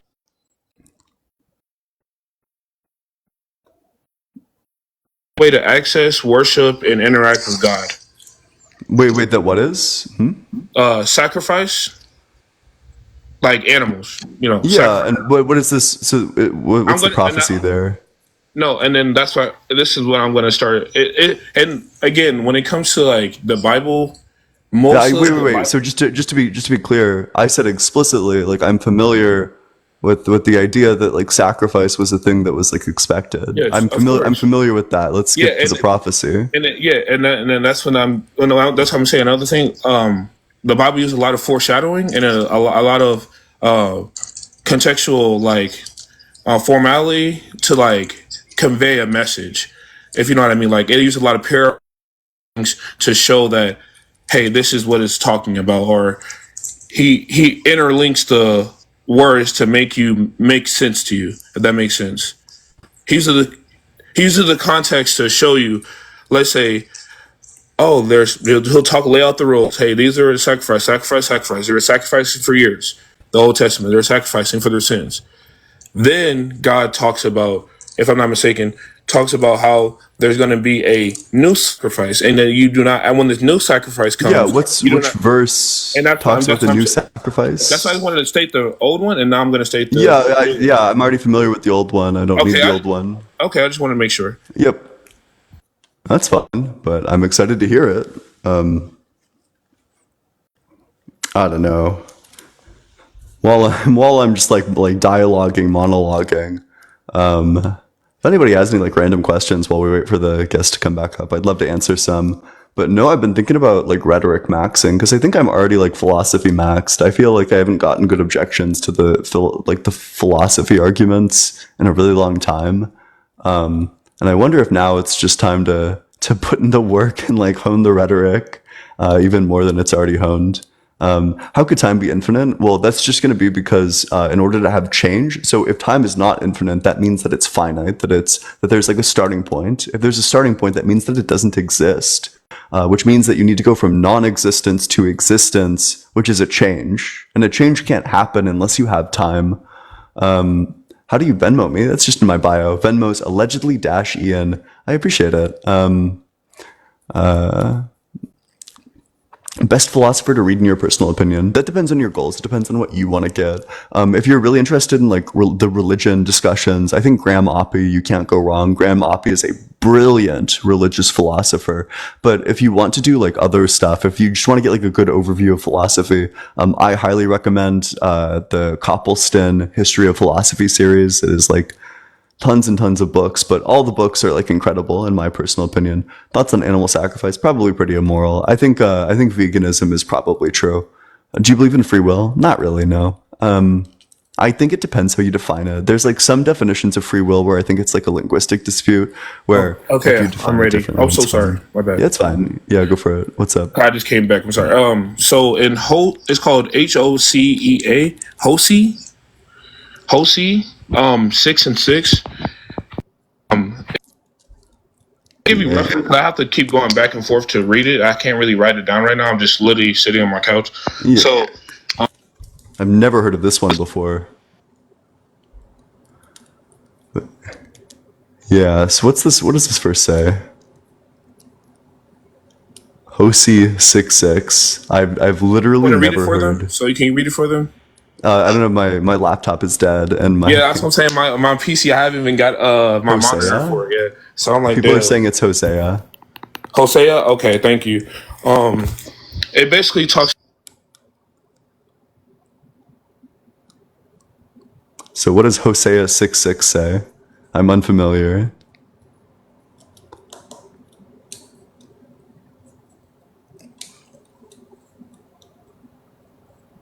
Desire mercy and not sacrifice.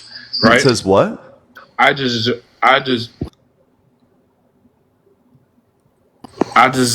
mercy. I think it says mercy and not sacrifice. I desire mercy and not. And what's the context for this? Is God just making this random statement 6 lines in? Basically, when he started making the new law. And is this Old Testament or New Testament? It's still Old Testament, I believe. So he was, yeah. Wait, could you read it from like the very top? Like what's Damn, I'm really gonna have to. I don't have a laptop. Yeah, that's what I'm saying. I can start getting one. Let me. Yeah, somebody, Justin, I see you in the comment section. Justin, if you wanted to come up, if you're capable of like reading this, I'd probably prefer that. Sorry, my laptop is super dead. I wish I could read through this. I have a Bible in the other, or no, I don't have a Bible in the other because I just moved. That's fine. So,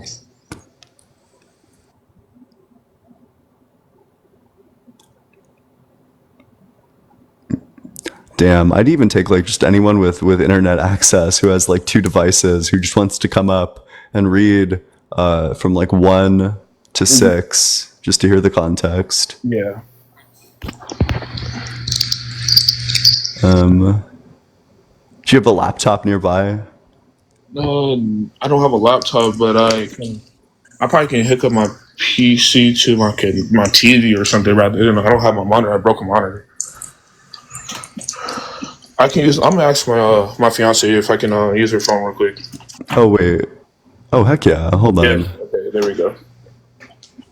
Oh wait. Sorry, Jim. I'm gonna. I appreciate you, Jim. All right. What's up, Justin? Do you have insight into this? Yeah, Hosea chapter 6 is just a judgment on Israel for their misdeeds and nothing more than that. That's why the very end of the prophecy in Hosea chapter 6 ends with God saying after their punishment he's going to restore them. Has nothing to do with actually predicting the end of any type of sacrifice. Okay.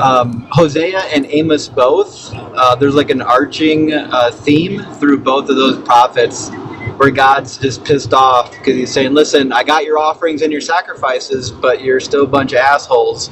I don't really care about your offerings and sacrifices until you can get your stuff together. Yep. But there's no prediction in either book about the end of sacrifices. Gotcha. So this is like a statement that's very contextually specific to whatever the events are that pissed off God, and that with like no intention of like ending sacrifice altogether. Yeah, and then basically like how he was saying like, watch my language, like y'all basically being a whole bunch of assholes. Y'all keep sinning over and over and over. We're gonna sin regardless. But God was getting fed up of how they cannot stop sinning and they have to keep sacrificing animals over and over. And I believe that's when the New Testament came, and then it talks about how basically Jesus will be the ultimate sacrifices, and I'm pretty sure. But none of that's in the Old Testament, my friend, and that's the problem. Because if you Yeah, read the prophets like Jeremiah 33, and I'm in not, Jeremiah and I'm not 33, fully.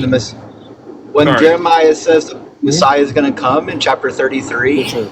he specifically says that the Levitical priesthood is going to be restored, and they'll give continual offerings and sacrifices in the temple of Yahweh forever. And then you get the same thing in Ezekiel. The whole second half of Ezekiel is about how when the Messiah comes, all the laws of Moses are going to be actually followed. They're going to stop disobeying the laws of Moses, Yep. and their offerings and their sacrifices will commence. And it even says that the Messiah is going to offer up a burnt offering sacrifice as well with the people of Israel, and it even details what types of animals they're going to slaughter. Yes. So there is no end of sacrifice in any of the Old Testament prophecies, and I would encourage you No, to but read Jeremiah 33 if you have your Bible open. it's Jeremiah 33. Is that that's the Old Testament or New Testament? It's the Old Testament. That's where the Yeehaw. prophecies Thanks, are. Mando. Okay. And I'm not really always thorough through the whole entire Old Testament because I'm still reading through the Old Testament. So, but of course, I read mostly the New Testament because of the accounts of Jesus and all that. So that's why probably I'm not fully like prepped when it comes to the Old Testament. Right, and if you've actually read it, though, you would know that the prophets all predicted during the Messianic age there would be world peace, and Yes. that nobody would disobey the laws of Moses anymore. And it even says in Isaiah chapter 56 that God is never again going to be upset with his people, and he's never going to chastise them or discipline them ever again. And the foreigners will actually come to Israel and offer their own sacrifices on the altar of Yahweh, because Mhm. he'll accept sacrifices from all people, not just Israel now. So Yeah. in every one of the prophetic books, when it talks about the Messianic age, it depicts people still bringing offerings and sacrifices. It looks like you're very prepped. So when do you know when God said there's not going to be any more sacrifices when it comes to animals? There's not a single Old Testament prophecy that says that the offerings and sacrifices are going to No, cease. to atone for their sins. Yeah, you mean the sin offerings? Those are in Leviticus chapters 1 through 5, but you don't even have to offer an animal. If you're poor, you can offer a tenth of an ephah of flour. That's Leviticus, I think, 5:11. Okay, So for any kind of the idea offering, that you had to shed blood to get your sins forgiven is yes. not really biblical. You said what? Leviticus 5, I think, verse 11, you can offer as little as a tenth of an ephah of flour for your sin offering. Yeah. And flour doesn't bleed. Yes. Okay. Thank you. But even when of course, the guy was gonna, some people couldn't have stocks and things of that nature, so he'll make it generalized for everybody, because that wouldn't be fair for, of course, the poor people. But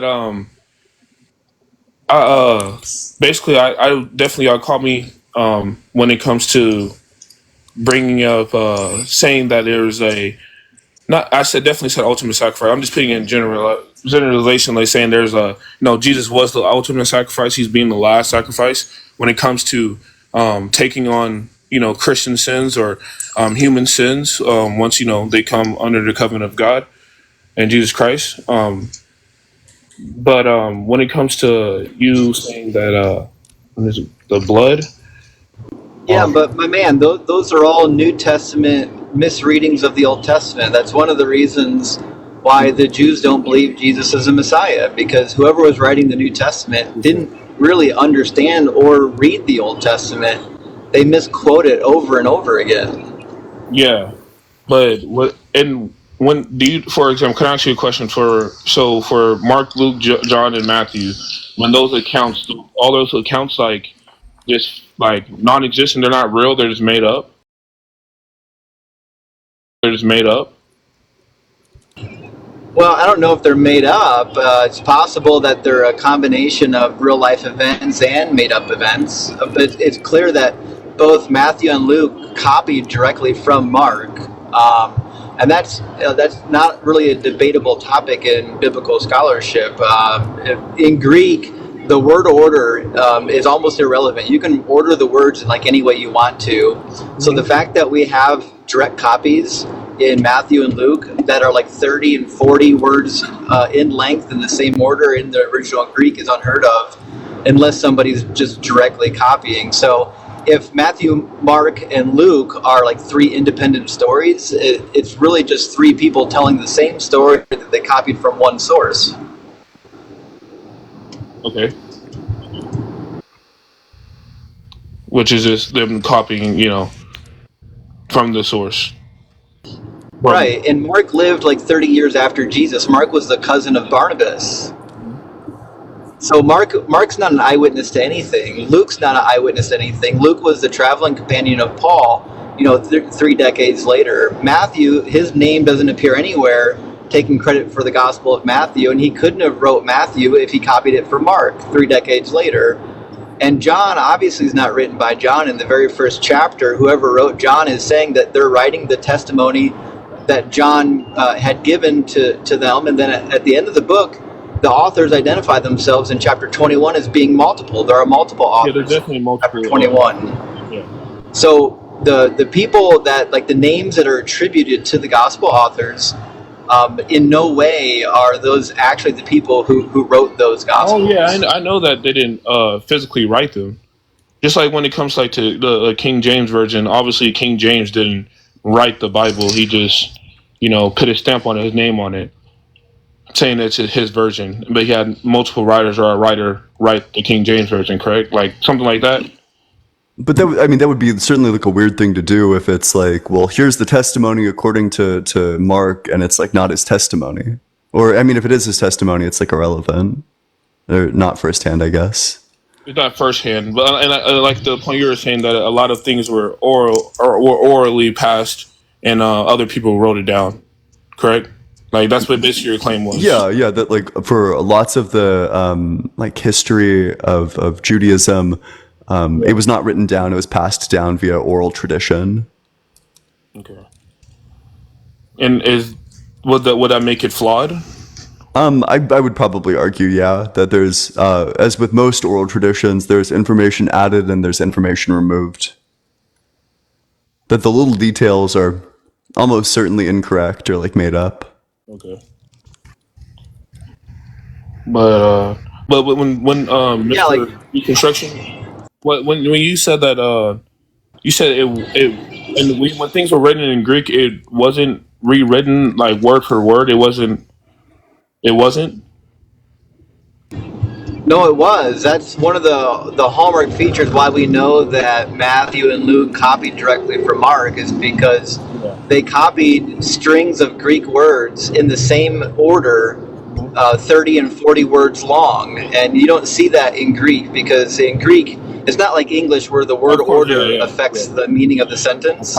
In Greek, the word order can be anything. So if multiple people are telling the same story in Greek, you're never going to get the same word order, even if they're trying to tell the exact same events.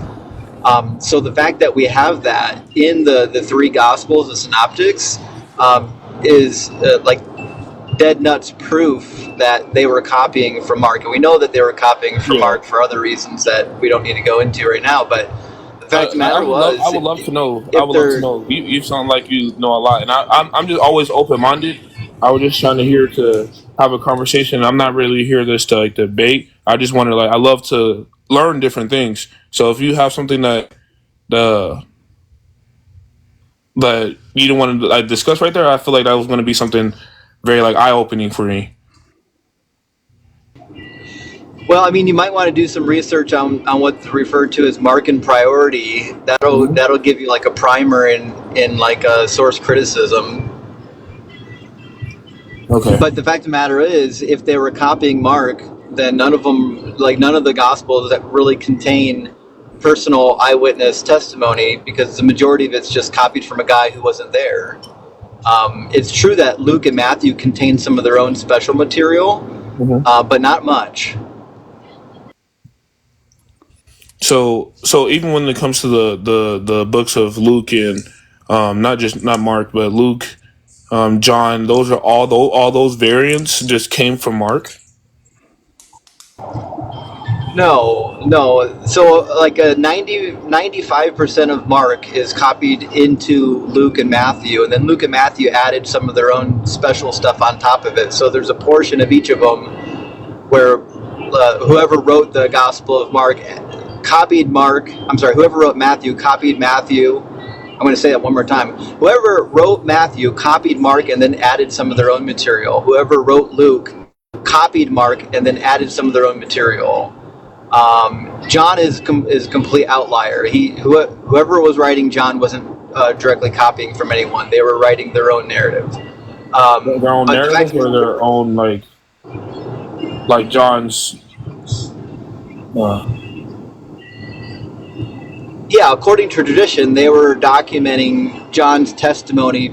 Yeah, but that's how I would say. Like, when it comes to like history, I feel like you understand that creates a lot of problems if you believe that, because if you believe that, then you have to believe that whatever they were John saying didn't write the book of Revelation, because John was a prisoner sent to the island of Patmos at the end of his life. So there would have been nobody there that was documenting his narrative. Understood. So, hey, thank you. I appreciate that, man. And Sure thing. yeah. So. Yeah, well, I probably do have to get going. I have, of course, yeah, same. I have some obligations at like 10 minutes or so. But Justin, thanks so much for coming on up. I always learn so much. I always learn so much from you. Good to see you, Ian. Keep cooking, man. Yeah, thanks. Appreciate that. Hey, but if you all enjoyed the debates, make sure you're giving Justin a follow. That's for sure. But make sure you follow in so you never miss the debates in the future. If you want to come to game night, the community night that we're